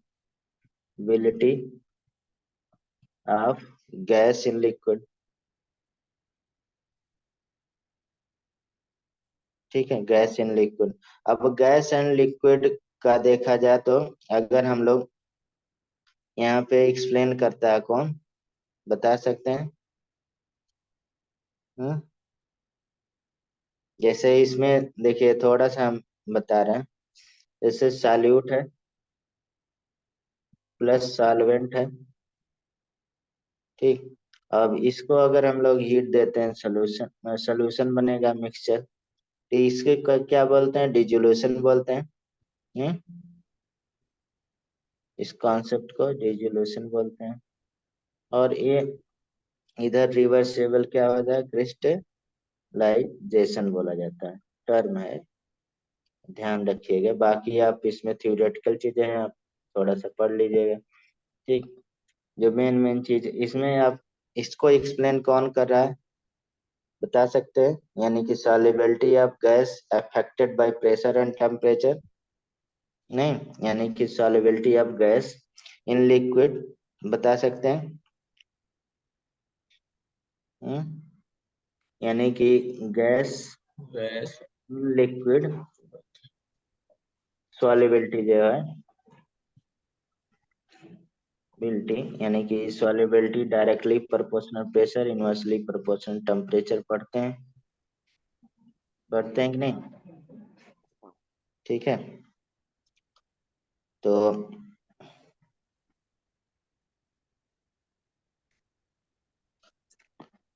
चलिए, हेनरी लॉ, यानी कि जब पहला हम लोग पढ़े थे, अभी हमने फ्लो चार्ट पढ़ाया था ना, कि ये गैस लिक्विड पे जो भी केस है वो क्या है, हेनरी लॉ है, यही ना? तो ये पढ़ते हैं, यानी कि गैसेस इन लिक्विड। अब गैसेज इन लिक्विड को एक्सप्लेन कौन किया? Solubility of gas in liquid. तो ये एक्सप्लेनेशन कौन दिया? बेसिकली हेनरी ला।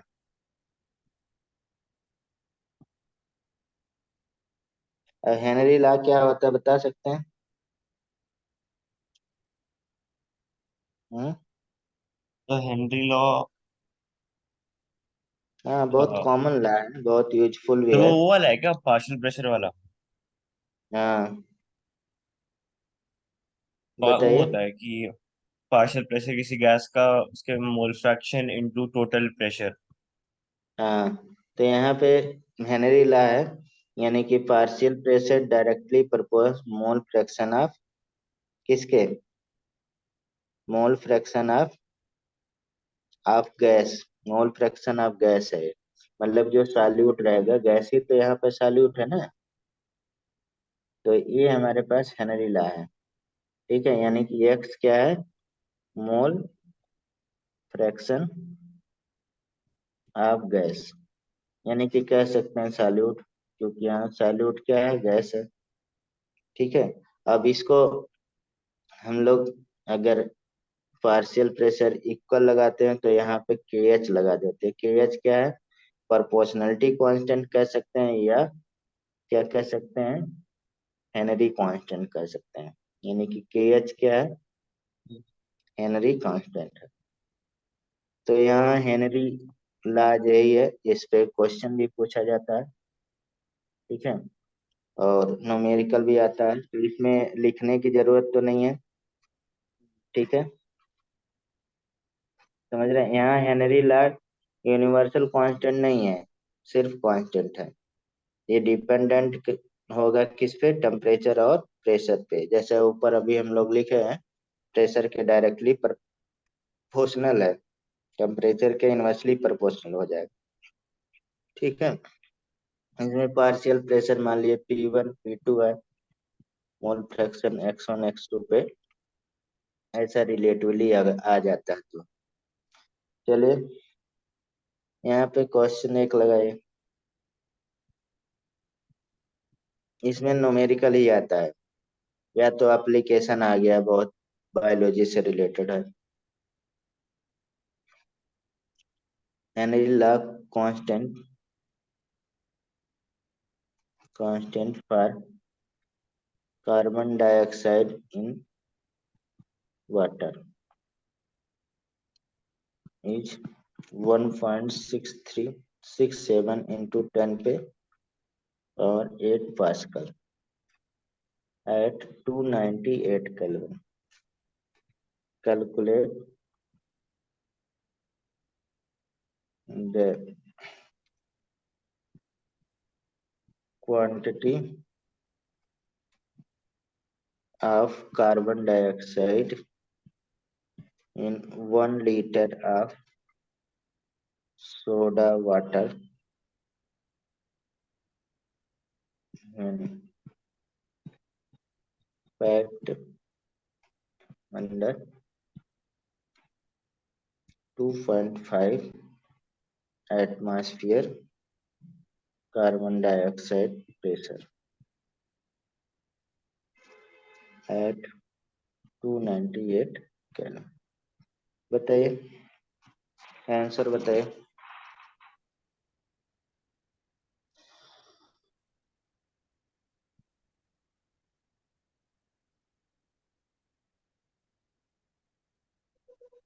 दिख रहा? Yes sir.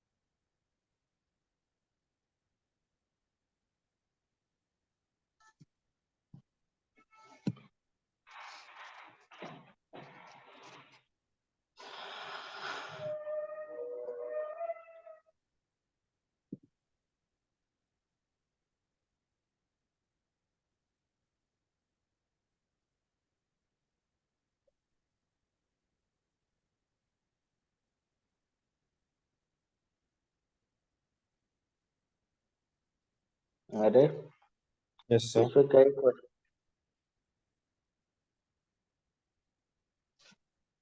हो गया। नहीं सर। फार्मूला लगाना है भाई थोड़ा सा, मोल फ्रैक्शन तो पढ़ ही चुके हैं।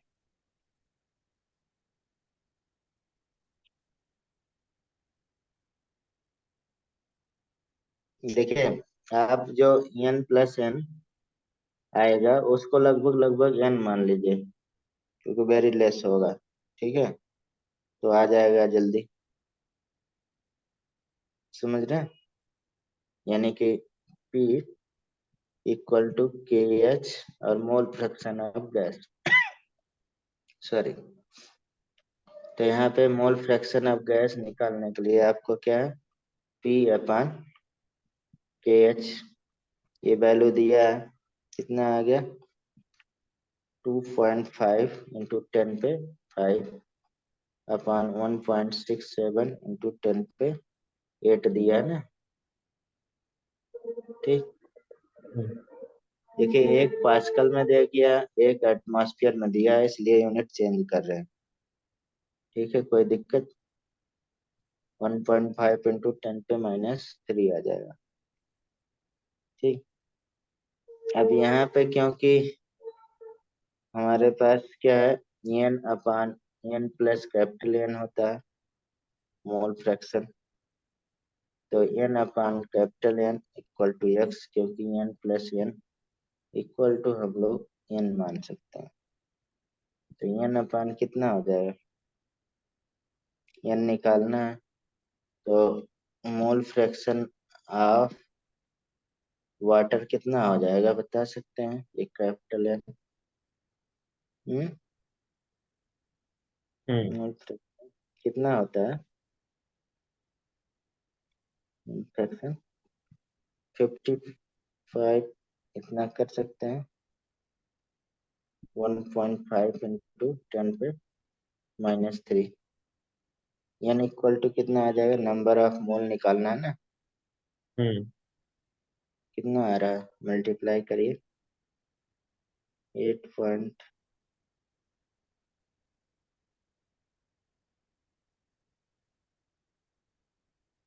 इंटू 10 पे -2 मोल पर लीटर आ रहा है।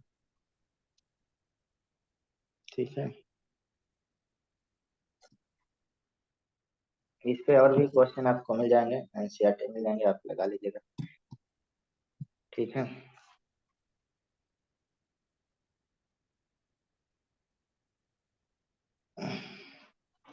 एक क्वेश्चन मैंने लगवा दिया इसका शायद,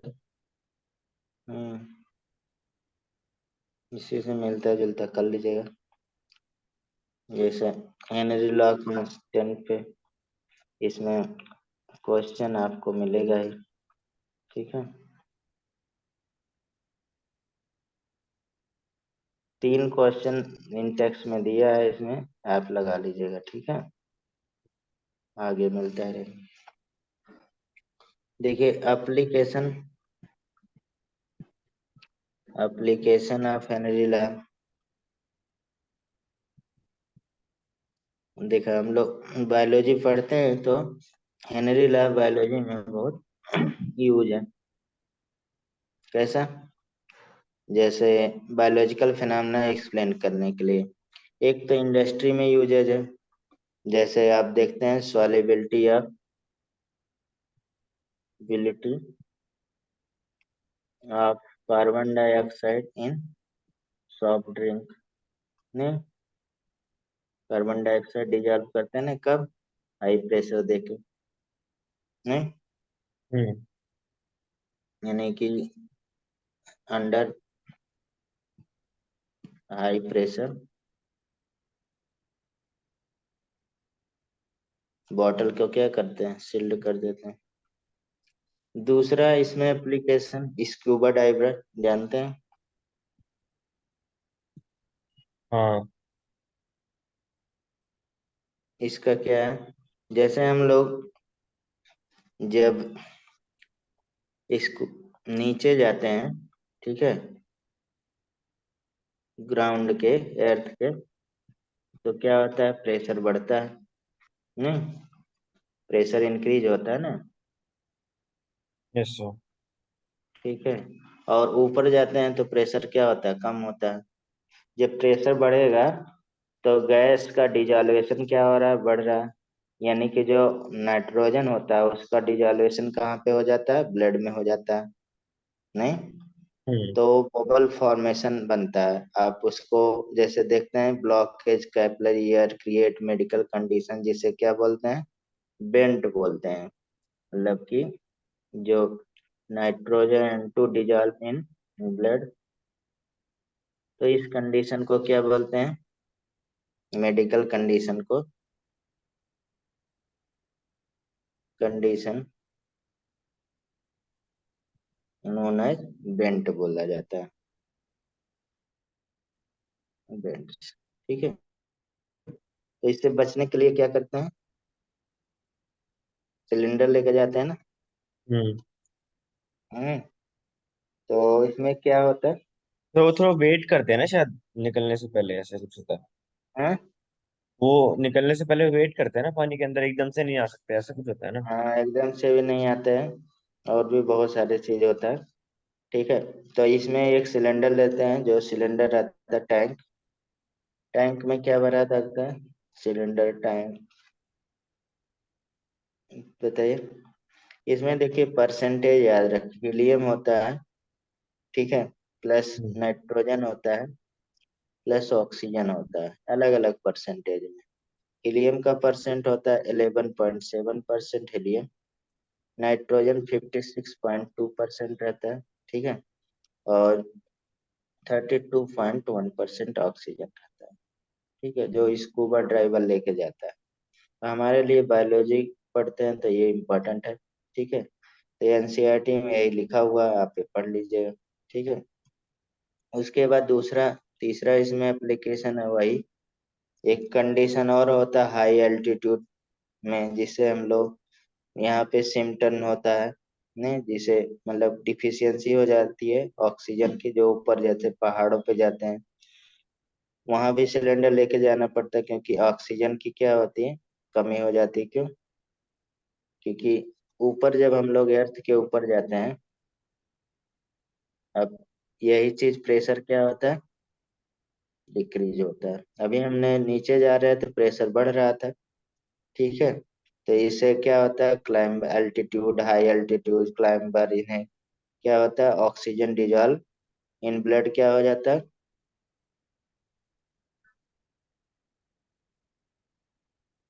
इन ब्लड क्या हो जाता है, डिक्रीज हो जाता है, ड्यू टू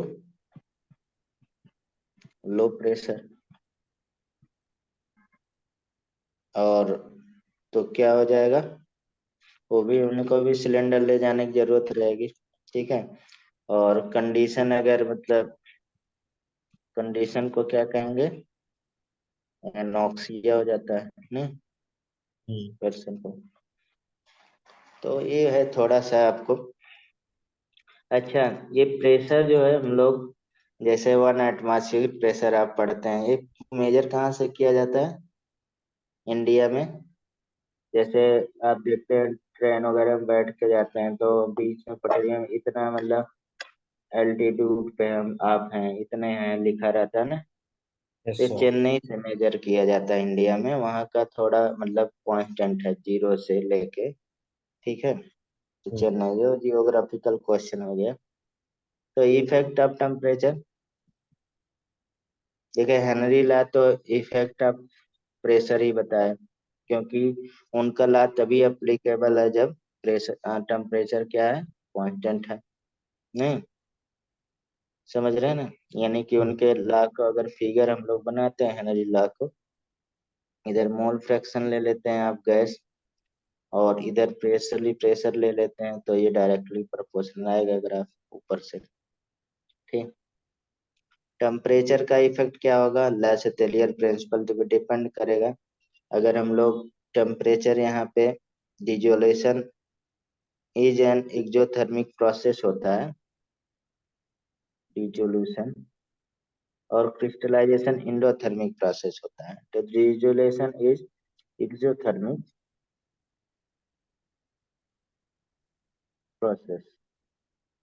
तो हम लोग पढ़ चुके हैं लासटेलियर प्रिंसिपल से, एक्सोथर्मिक प्रोसेस में क्या होगा, टेम्परेचर अगर बढ़ाएंगे, ठीक है, तो फॉरवर्ड रिएक्शन नहीं होगा, बैकवर्ड होगा ना। तो हाँ। यहाँ पे सॉल्युबिलिटी क्या हो जाएगा, सॉल्युबिलिटी टेम्परेचर के रिस्पेक्ट में क्या होगा, उल्टा रिलेशन। नहीं, अगर टेम्परेचर इंक्रीज करते हैं, सॉल्युबिलिटी इंक्रीज करना है, तो टेम्परेचर हमें क्या करना पड़ेगा, कम करना पड़ेगा कि नहीं। यानी कि जब सॉल्युबिलिटी डिक्रीज हो गया है टेम्परेचर के इंक्रीज होने पे भी, तो आप इसमें एनालिसिस कर सकते हैं। ठीक है, तो ये हम लोग हेनरी लॉ था। ठीक है, उसके बाद आते हैं, शिव कहीं चले गए क्या, मजा नहीं आ रहा, आएगा अब आएगा। क्या चीज सर?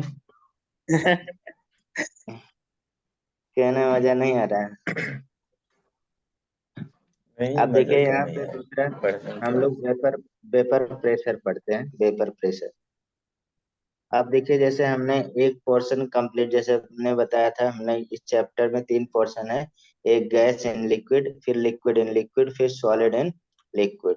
ठीक है, तो हम लोग अब vapour pressure of liquid solution की बात करेंगे, liquid solution.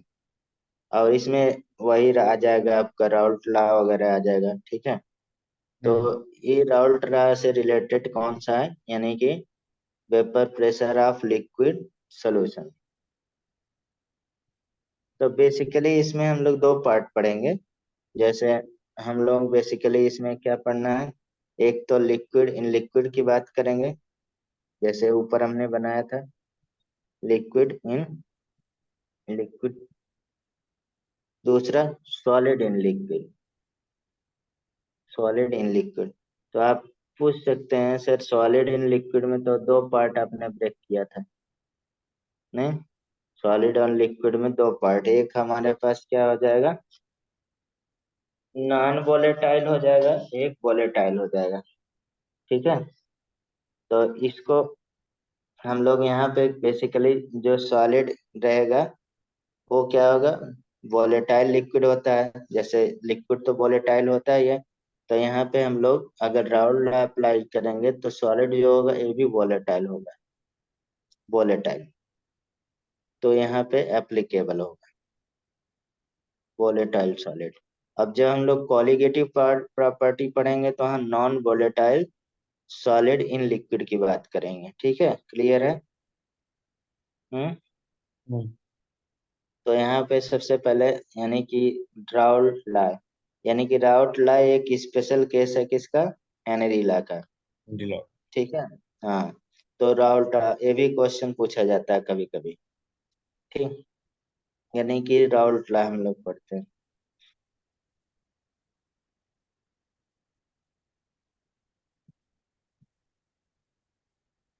Raoult law. Raoult law क्या बोलता है, हम्म, बताएं, राउल्ट लॉ क्या बोलता है, राउल्ट लॉ क्या है। आप लोग ऐसा चुप हो जाते हैं यार। सर, राउट फ्लो भाई वो हो जाएगा ना, हाँ, सोल्यूशन वोलेटाइल आप लोग सोल्यूशन एकदम ना। नए की तरह बिहेव करने लगते हैं। राउट लॉ बेसिकली क्या मतलब है, सोल्यूशन वोलेटाइल लिक्विड का होगा क्या? हम्म, सोल्यूशन वोलेटाइल लिक्विड को अगर मिक्स वोलेटाइल लिक्विड तो ऐसा। वोलेटाइल होगा ही। मीन्स हमारे पास लिक्विड को लिक्विड में डिजॉल्व करना है। अभी हम लोग हेनरी लॉ में क्या कर रहे थे भाई, बताइए, हेनरी लॉ में क्या कर रहे थे। सिंपल कॉन्सेप्ट है कि गैस डिजॉल्व इन लिक्विड कर रहे थे। ठीक है, हम्म। तो राउल्ट लॉ में क्या होगा, liquid dissolve in liquid. Liquid liquid. ठीक है, या नॉन, यानी कि या volatile solid dissolve in liquid. ठीक है, यही तो पढ़ते हैं, नहीं समझे अभी। हाँ। हम लोग बेसिकली डिजोल क्या, लिक्विड। हाँ, किसको मतलब vapour pressure of liquid solution की बात करेंगे। तो इसमें बताइए क्या है। हम्म, तो इसमें सर लिक्विड लिक्विड होगा, हाँ डिजोल्व करेंगे ना। हाँ बताइए। तो वही तो बता रहे हैं ना, सॉल्यूशन, क्या कहते भाई हैं, हम सॉल्यूशन आप लोग वोलेटाइल लिक्विड। मुंह से सुनना चाहते हैं डिफिनेशन इसका राउल्ट लॉ का। अब आप लोग बताइए, चाहे जैसे बताइए।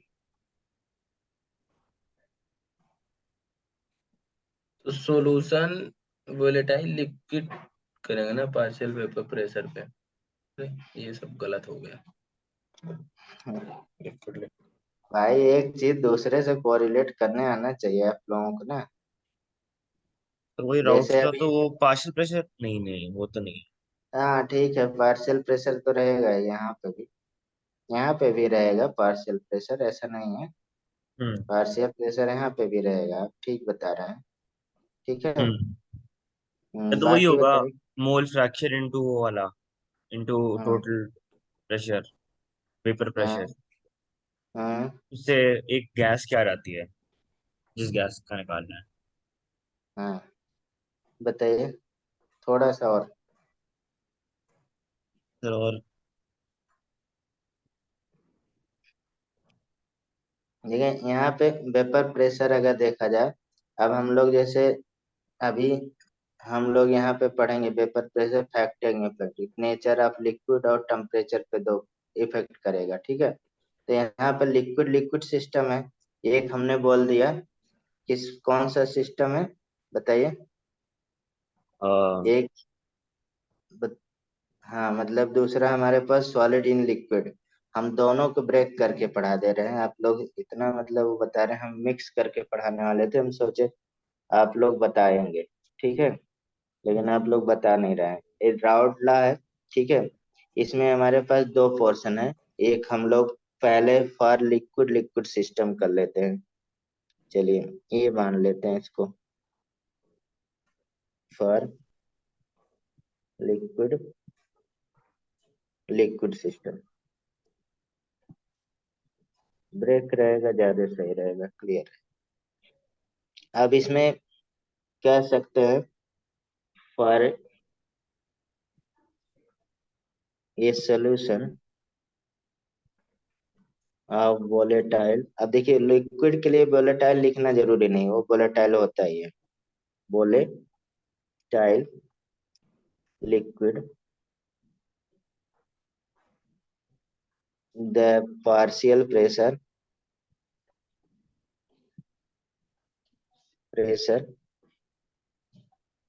पार्शियल प्रेशर थोड़ा सा लिखना, वेपर प्रेशर लिखें तो ज्यादा सही है। पार्शियल वेपर प्रेशर की नहीं,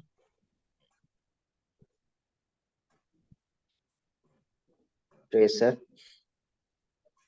of any component at constant temperature is equal to vapour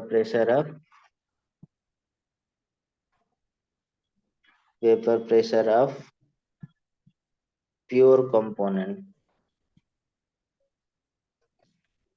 अब वही जो आप आर्यन बताए थे पहले कि मल्टीप्लाई बाय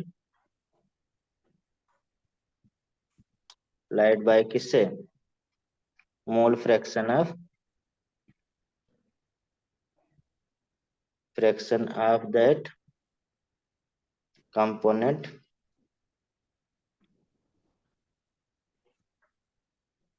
ऑफ सॉल्यूशन। ठीक है, तो ये हो गया एक तरह से डिफिनेशन इसका।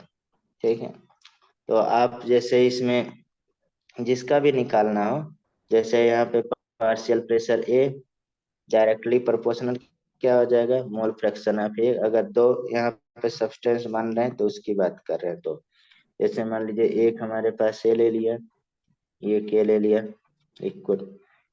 अब यहाँ पे क्या होगा, मान लीजिए पार्शियल प्रेशर ऑफ ये ये सोल्यूशन मान लिया, बी मान लिया, ठीक है। तो इसमें पार्शियल प्रेशर पी ए मान रहे हैं, ठीक है। पार्शियल प्रेशर को ज्यादातर हम लोग स्मॉल पी से ऐसे लिखते हैं, ठीक पी। है। और इसमें मोल फ्रैक्शन ऑफ ए हो जाएगा। ऐसे इसका हम लोग कह सकते हैं पार्शियल प्रेशर ऑफ बी और मोल फ्रैक्शन ऑफ बी। तो दोनों के लिए क्या हो जाएगा, यानी कि पार्शियल, अभी हमने ऊपर बोला कि पार्शियल प्रेशर ऑफ ए, अब इसको देखिए partial pressure of A equal to, अब डिफिनेशन में ये लिखा है टोटल प्रेशर हो जाएगा, यानी कि किसका, इसी का जो प्योर रहेगा। यानी कि प्योर को आप पीटी लिख सकते हैं या पी नॉट लिख सकते हैं, और एक्स से हो जाएगा यही, यानी कि या तो प्रोपोर्शनलिटी कांस्टेंट भी बोल सकते हैं उसको, जैसा भी आप यूज करना चाहें। अब इसी तरह से दूसरे का भी हम लोग बी का ले लेते हैं, ठीक है। बी का लेंगे ना, ठीक है। तो बी का हाँ, भी वैसी तरह बी का पार्शियल प्रेशर ऑफ ए, अरे बी इक्वल टू क्या हो बी जाएगा, और नॉट, और एक्स बी हो बी जाएगा, और ये, एक्स बी। ठीक है। अब ये देखें, अब ये अप्लाइड मतलब जिन्होंने इन्होंने किया किसने, ड्राउल्ट लॉ ने, एक डाउट अकॉर्डिंग ला। टू किसके, हाँ अब अकॉर्डिंग, आप पढ़ चुके हैं according to Dalton law. Dalton law क्या होता है, डाल्टन्स ला, पार्शियल प्रेशर जो होता है डाल्टन हाँ ला। डाल्टन लॉ पार्शियल प्रेशर, तो उन्होंने बताया था टोटल प्रेशर क्या होता है, पार्शियल प्रेशर क्या ऐड कर लें, यानी कि P total partial equal to क्या हो प्रेशर जाएगा, A partial plus pressure partial A, pressure B. Partial pressure C, ऐसे बी। सो ऑन, नहीं ऐसे लिख सकते हैं स्मॉल, ठीक। हाँ। तो यहाँ पे क्या हो जाएगा, ऊपर वाला वैल्यू उतार दिया, पी टी इक्वल टू हमारे पास एक्स ए और P naught A plus X X B B P. और पी नॉट बी, नहीं। तो इसमें आप हाँ। ये इम्पोर्टेंट हमारे पास क्या हो गया, रिलेशन बन गया, बन गया कि नहीं। अब इसको थोड़ा सा यस और बन भी गया। अपने क्वेश्चन लगाने के लिए आप कर सकते हैं, क्योंकि हमारे पास टोटल मोल फ्रैक्शन क्या होता है, 1 होता है। तो इधर उधर हम लोग एक मोल फ्रैक्शन रहे तो उससे भी क्वेश्चन लगा सकते हैं, जैसे x A P A plus, यानी कि 1 - एक्स ए और पी नॉट पी, ऐसे भी लिख सकते हैं, लिख सकते हैं कि नहीं, या तो इधर के रिस्पेक्ट में हम ये चीज लिख दें सेम, ठीक। इसमें कई पी चेंजेस एक्स हो ए हो जाएगा, जाएगा प्लस हाँ बी इसको भी वन लिख माइनस सकते, एक्स बी। हाँ। और ज्यादा आप देखिए कभी कभी इसको और भी इसमें बढ़ाते रहिए, ठीक है। तो वैल्यू जैसे बन जाएगा नीचे सोल्यूशन वगैरह का, तो इतना भी रहने देते हैं, ठीक है। तो डाल्टन लॉ पार्शियल प्रेशर, अब फिर इसमें डाल्टन लॉ पार्शियल प्रेशर जो हमारे पास रहेगा यही होगा, ठीक है। अब आ जाते हैं हम लोग, यहाँ पे एक क्वेश्चन आपको लगाना है इससे, ठीक है। बहुत इंपॉर्टेंट क्वेश्चन आता है। तो इस टॉपिक पे फिर दूसरे टॉपिक पे आते हैं, मेथेनॉल एंड सी। और एक क्वेश्चन आपको मतलब एनसीईआरटी में दिया है, इंटेक्स में बहुत फेमस है, बेंजीन वाला, आगे लगवा देंगे, कई बार वो कॉपी हो जाता है। आइडियल सोल्यूशन, देखिए अभी आइडियल सोल्यूशन की हम लोग बात नहीं किए, लेकिन लिख रहे हैं, ठीक है, मान रहे हैं आइडियल सोल्यूशन, ठीक। अब सोल्यूशन ठीक है sir. Is separated paired by mixing 32 gram of CH3OH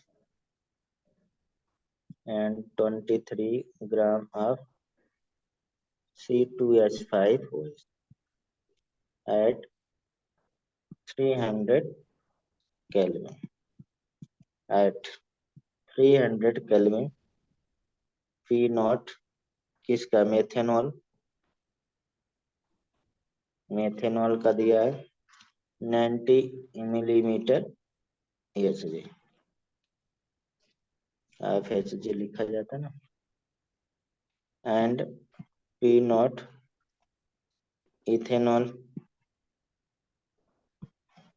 is 51 millimetre of H G. निकालिए। कैलकुलेट क्या क्या कैलकुलेट करें? Calculate partial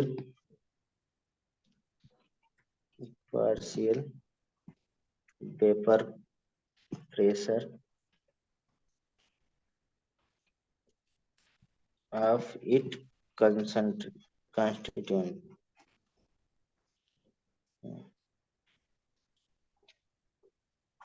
and total vapor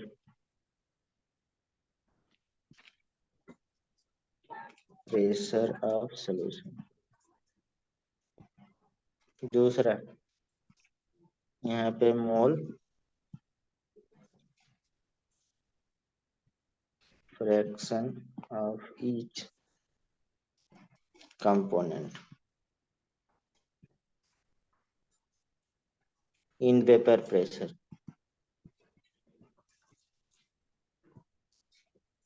vapour pressure की सॉरी वेपर प्रेशर है, वेपर फेज। वेपर फेज वाला formula नहीं बताया, अभी बता दे रहे हैं। वेपर फेज में, वेपर फेज में जैसे डाल्टन ला वेपर फेज का अगर देखा जाए तो यहाँ पे आप लिख सकते हैं। यहाँ पे थोड़ा सा जगह बना के यहीं पे बता दे रहे हैं। कभी कभी यूज कर लीजिए, क्योंकि एनसीईआरटी में भी आपको क्वेश्चन दिया है, यहाँ पे भी मिलेगा। तो इसी को डाल्टन यानी कि पार्शियल प्रेशर,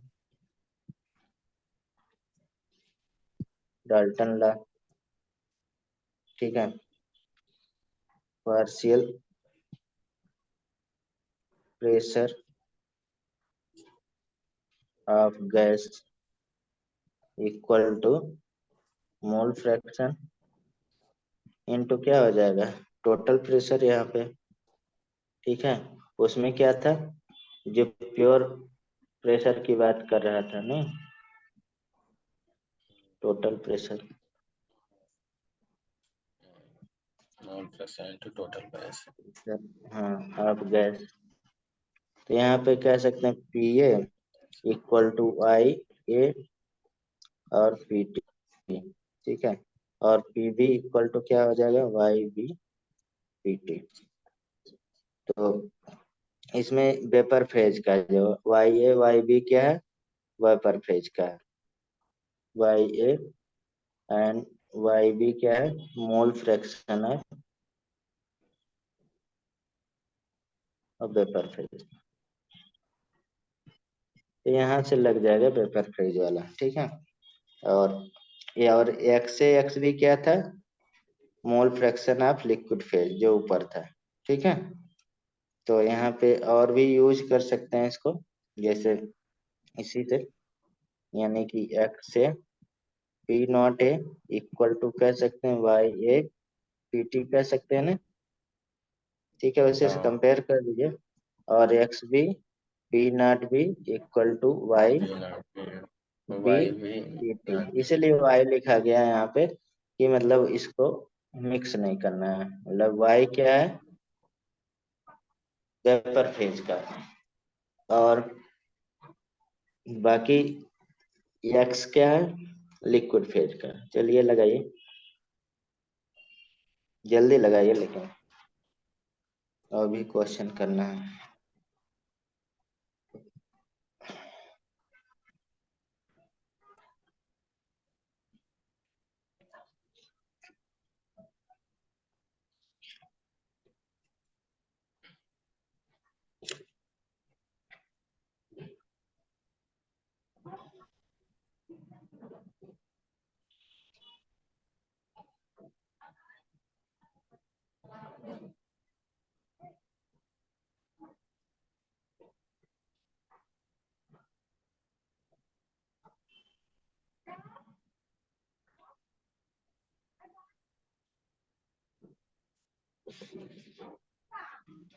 हुआ?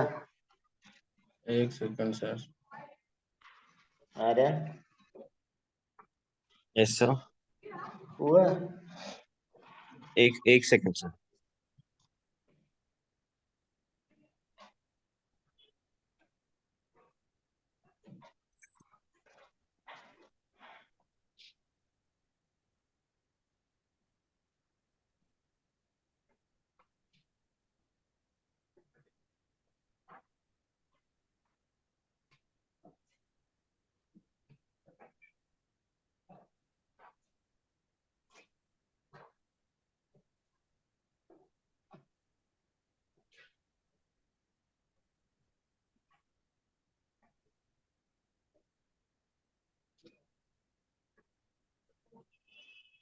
तो वैसे क्वेश्चन में पार्शियल प्रेशर तो दिया ही हुआ है दोनों का अलग अलग से, पर टोटल प्रेशर ही तो फाइंड आउट करना है हमें। हाँ करिए। एक सेकंड। पहले तो मोल फ्रैक्शन निकालना पड़ेगा। निकाल दिया सर, एक सेकंड रुकना, अभी बताना। हम्म,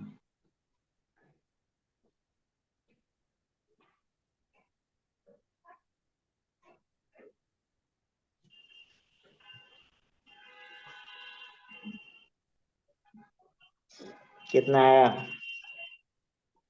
एक सेकंड सर, एक second.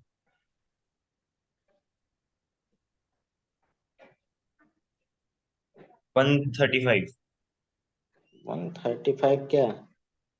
Of H G total. नहीं यार, 77 mm। 37 होना चाहिए सर। 37। 77। 37 है। 77। हाँ ये इसका आंसर आएगा 77 mm ऑफ Hg, पहले का। ठीक है। और दूसरे का मोल फ्रैक्शन ऑफ ईच पूछ रहा है, कंपोनेंट ऑफ वेपर फेज। अब सर। निकालेंगे। हाँ, बोलिए। कुछ नहीं, ठीक। आसान सा क्वेश्चन है भाई, मैं लगा देता हूँ, कोई नहीं। इसमें देखिए ऊपर अभी आपने लगाया है टोटल, अगर हम लोग प्रेशर की बात कर रहे हैं, ठीक है, पर ये सोल्यूशन। ऐसे कैसे हो रहा है कि सर टोटल प्रेशर कम है और उसका ज्यादा है वेपर प्रेशर, हम्म। अलग अलग इंडिविजुअली ज्यादा है। अरे तो मोल फ्रैक्शन कम करेगा ना उसको। हाँ तो सर कम होना चाहिए ना वैसे, एक गैस का टोटल ज्यादा होना चाहिए, पर इसके 77 आ रहा है। और बाकी आप उसमें देखो मिथेनॉल का, तो वो तो खुद ही 90 है। हम्म। तो मैं कह रहा हूँ मिथेनॉल का तो खुद ही 90 दिया हुआ है, तो उसका तो टोटल तो थ्री ज्यादा आना नाइन्टी चाहिए। कहाँ? कहाँ 390 दिया है? तो 90 कह रहा हूँ, 90। 90 है। तो मैं ये कह अच्छा। रहा हूँ कि टोटल प्रेशर जो होना चाहिए वो मिथेनॉल से तो ज्यादा ही होना चाहिए ना, 90 से ज्यादा। तो 77 कैसे आ रहा है, मैं वो कह रहा हूँ। ऐसा ऐसा नहीं है ये, मतलब ऐसा नहीं। सर ऐसे कैसे सर, टोटल ज्यादा ही होना चाहिए ना, आप देखो तो, अगर दोनों को मिला रहे हैं तो। मेरे को तो गलत लग रहा है आंसर। भाई गलत जो भी रहे तो यहाँ पे पहले तो लगाइए, तो तब भी तो आपका आंसर जबरदस्ती तो निकालेंगे नहीं, पहली बात। हम्म। समझ रहे हैं? तो आप प्रॉब्लम, मतलब जो सलूशन है उसको सॉल्व करिए ना। कितना आया, अगर वो वैल्यू हो सकता है गलत दे दिया, उससे हमें मतलब नहीं है। हमारा आंसर तो आना चाहिए, कम बेसी जो भी रहे। आप देखिए इसमें, आप मोल फ्रैक्शन निकालें, हम्म। आप यही तो करेंगे, पी मतलब ए प्लस, अरे मोल फ्रैक्शन ये प्लस, यही तो किया होगा ना, यही है। तो यहाँ पे मोल फ्रैक्शन आप मान लीजिए मेथेनॉल ए मान रहे हैं, तो कितना हो जाएगा मोल फ्रैक्शन? 1/3 आया है, 1/3 कितना आया? 1/3 बताइए इंटू तो। 90। हम्म। पीए कितना दिया है मिथेनॉल का?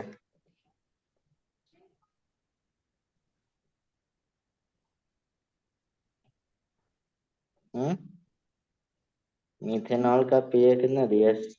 90 करेंगे ना।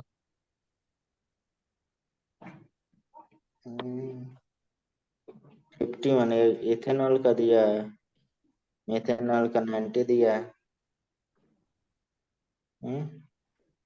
तो मिथेनॉल का कितना आ रहा है? 2/3 आएगा ना। 2/3 इंटू 90 प्लस इथेनॉल का 1/3 इंटू कितना हो गया? 51। यही कर लीजिए। ये है। कितना आया? अब करिए, जो आएगा कितना आएगा बताइए, आपके ख्याल से कितना आ रहा है? ये 90 हो गया तो कितना हो गया? 60 हो जाएगा। 3 3 का 9। ठीक है, 60 और ए प्लस कितना हो जाएगा? 17 3 70 हो जाएगा ना। तो कितना हो जा रहा 85.5। है? 77 यार। 85.5 है। क्यों? 60 और 70 कितना हो जाएगा? 77। 77 अच्छा, पे ठीक है ठीक है। क्या यार? अब इसमें देखिए, आपको जो भी क्वेश्चन दिया वो लगाएंगे ना आर्यन। हम्म। अब उसमें आपको आइडियल है तो आइडियल में तो ऐसे तो इक्वल ही होना चाहिए था, ठीक है, तो मतलब मैं मिल बस ये सोच जाएगा। रहा हूँ कि टोटल का ज्यादा होना चाहिए ना, वैसे अगर आप देखो तो। भाई ये बताइए, आपको हाँ। मान लीजिए क्वेश्चन ऐसे आया हुआ है और आंसर यही 77 मिलीमीटर एच है, तो आप हम्म। वहाँ लड़ाई करेंगे? नहीं नहीं समझ। हाँ लड़ाई तो करूंगा। तब मान लीजिए उस समय पेपर बनाने वाले के दिमाग में क्या रहा है कि कॉन्सेप्ट क्या है वो बताए बच्चे, कोई वैल्यू यहाँ पे ले लेते हैं। हाँ, ऐसा वैल्यू लेते हैं जो कट जाए तो हमारे लिए थोड़ा इजी रहता है, बस। ऐसा कि भी दे देगा क्वेश्चन बीच ऐसा है। में, जो सॉल्व पूरा नहीं होगा बीच में ही आंसर मिल जाएगा। हम्म। ठीक है। आधे पे ही आंसर मिल जाएगा सर, ऑप्शन में वो भी रहता है। हाँ, गलत वाला ना। ठीक है, चलिए हाँ एक मतलब आगे, आगे पूरा लगाइए। सॉल्व नहीं हो पाएगा, आधे में आंसर मिल जाता है, फिर उसी पे कोई होगा कि हाँ यार इतने यही आंसर आएगा, अभी पूरा आगे सॉल्व नहीं लगाइए, हुआ। आगे लगाइए। आगे का ये फार्मूला यूज होगा, ये वाला।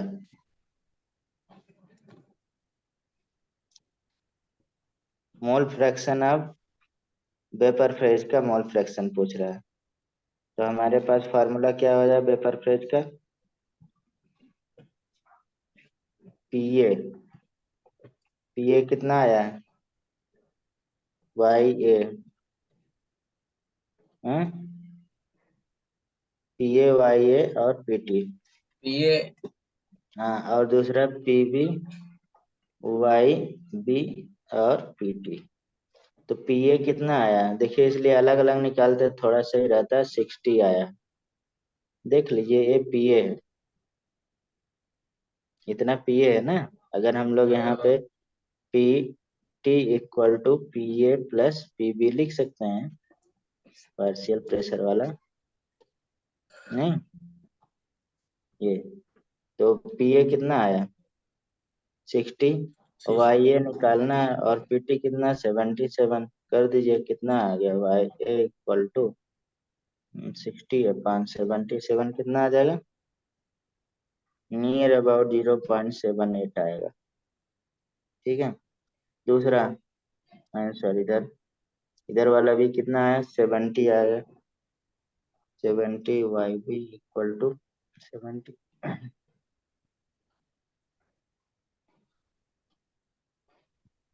कितना आ गया? 0.2। ये आंसर, ये सिमिलर क्वेश्चन हाँ आपको, 0.22।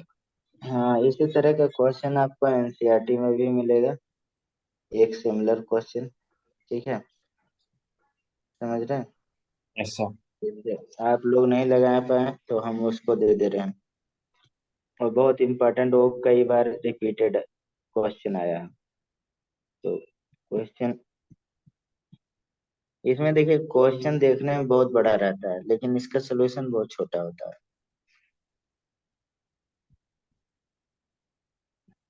क्लोरोफॉर्म दिया है यानी कि CH Cl3 and dichloromethane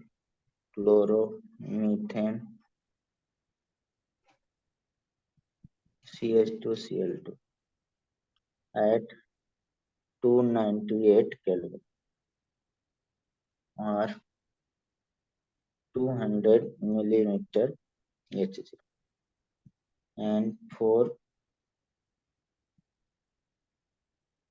Hg respect to failure. अब इसमें कैलकुलेट करना है, कैलकुलेट द वेपर प्रेशर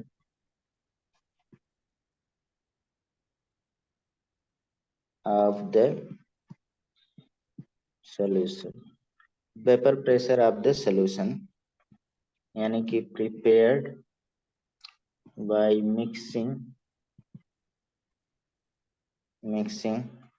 अब यहाँ पे दे रहा है 25.5 ग्राम of CaCl3 and 40 gram of, एकदम सिमिलर क्वेश्चन है जो मैंने किया है at 298 केल्विन एंड दूसरा मोल फ्रैक्शन ऑफ ईच, उसमें भी पूछा था मैंने, ईच कंपोनेंट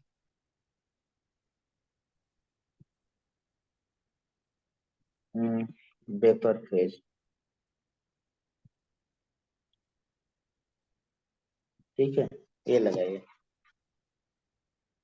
लग जाएगा आप करना। ऐसा हाँ, सिमिलर क्वेश्चन है, सिमिलर फार्मूला, सब कुछ बस।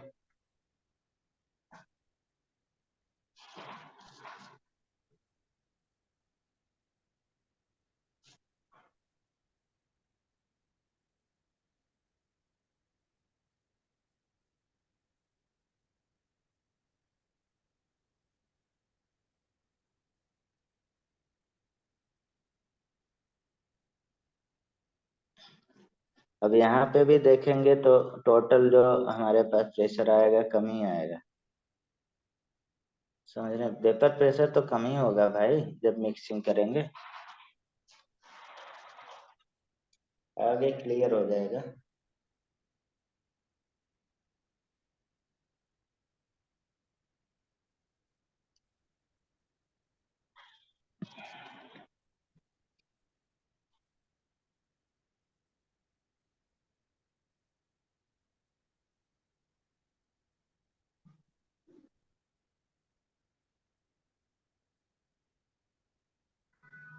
अरे आप लोग सो जाते हैं कहा भाई?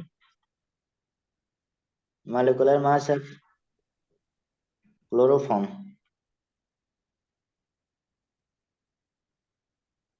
मॉलिक्यूलर मास का तो जरूरत लगेगी ना।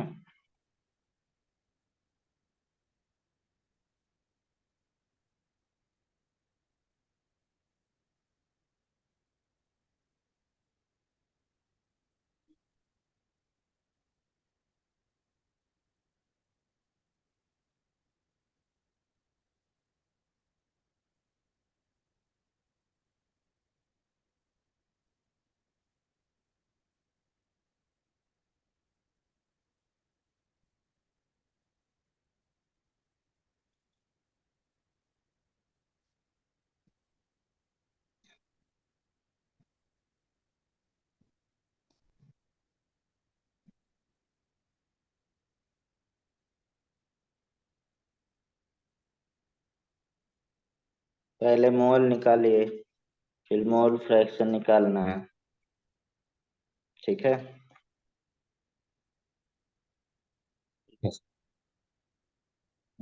पहले का मोल कितना है?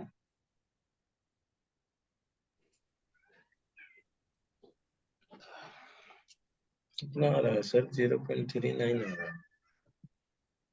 0.39।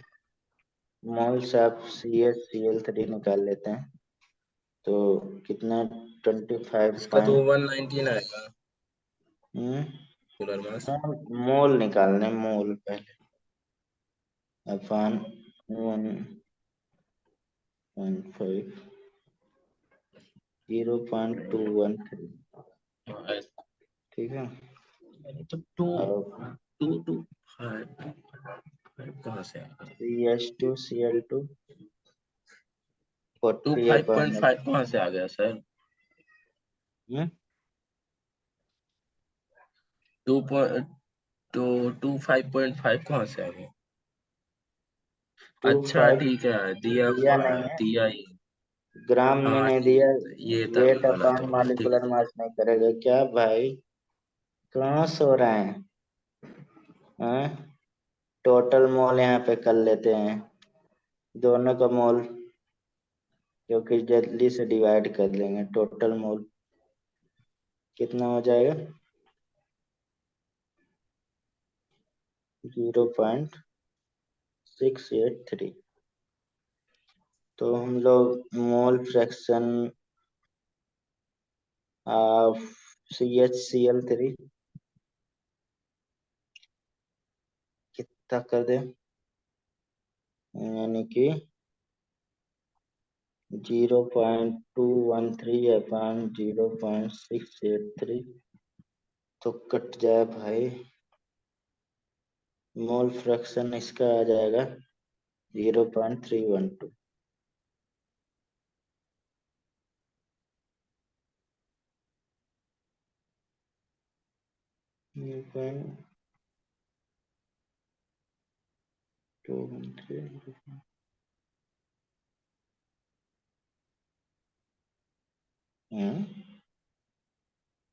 गलत आ रहा है।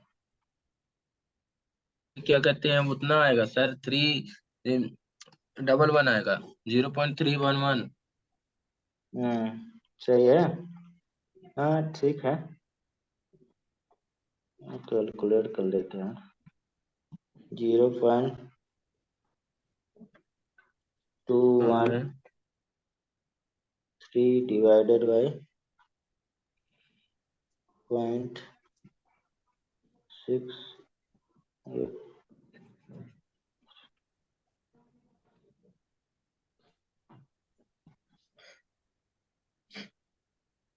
हाँ सही है।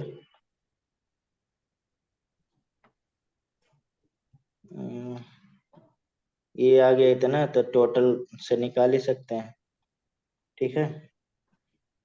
यानी कि mole fraction of CH2Cl2 equal to 1 minus 0.312 तो कितना आ गया?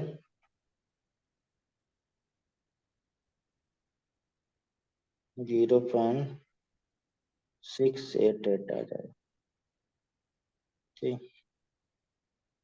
फिर टोटल निकाल लीजिए, जो भी वैल्यू दिया है दोनों वैल्यू हमने निकाल लिया।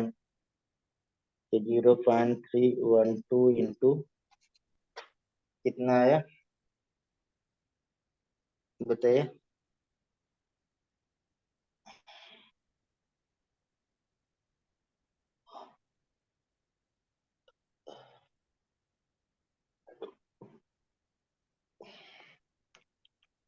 बोलिए तो। Yes sir. Zero point two one 200 कर दीजिए प्लस 0.688 इंटू दूसरा वैल्यू कितना 415 करिए कितना आ रहा है?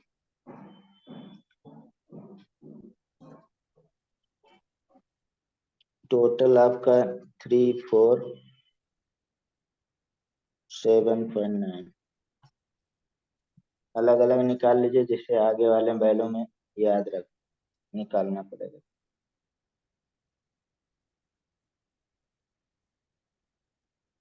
अलग अलग कितना आया? अरे सर ये तो इतना आएगा, 57,389 आएगा।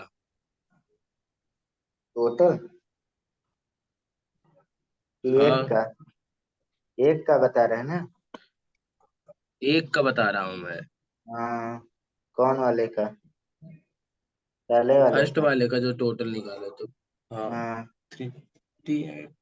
62 आएगा ना, 62.4 आएगा इसका, मेरे कैलकुलेशन से। 3688 इंटू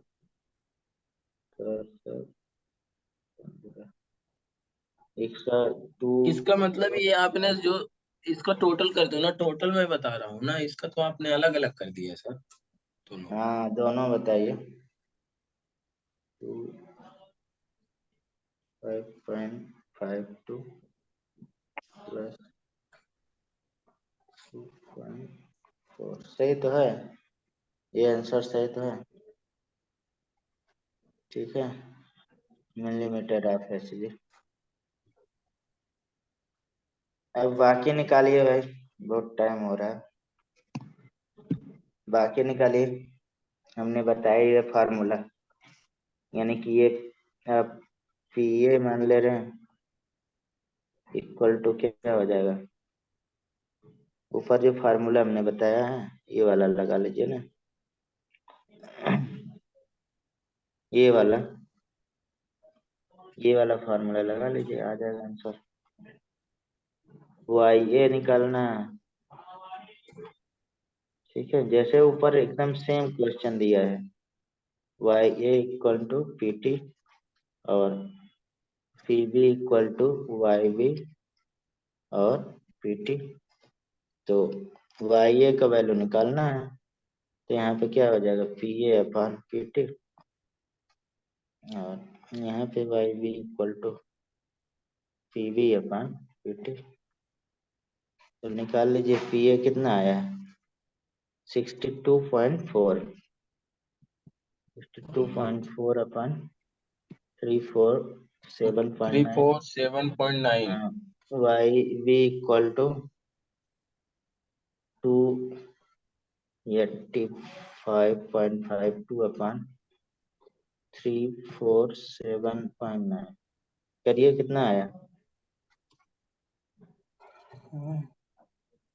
ये आएगा सर 0.179, चलिए, सही है। मतलब 18 के आसपास में आएगा। हाँ, 0.82 आएगा। तो इसी में से सब्सट्रैक्ट कर देना है ना, वन में से, कैलकुलेट भी नहीं करना है। यहाँ भी total mole fraction always one ही होता है, ठीक।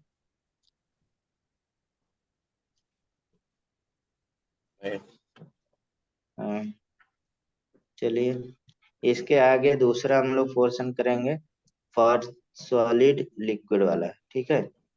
तो अब नेक्स्ट टर्न पे करेंगे भाई, फॉर सॉलिड इन लिक्विड। ये आप लोग चुप थे, नहीं तो हम मिक्स पढ़ाते इसको, ठीक है, इसलिए हमने सोचा क्लियर ही हो जाए एकदम अच्छे से।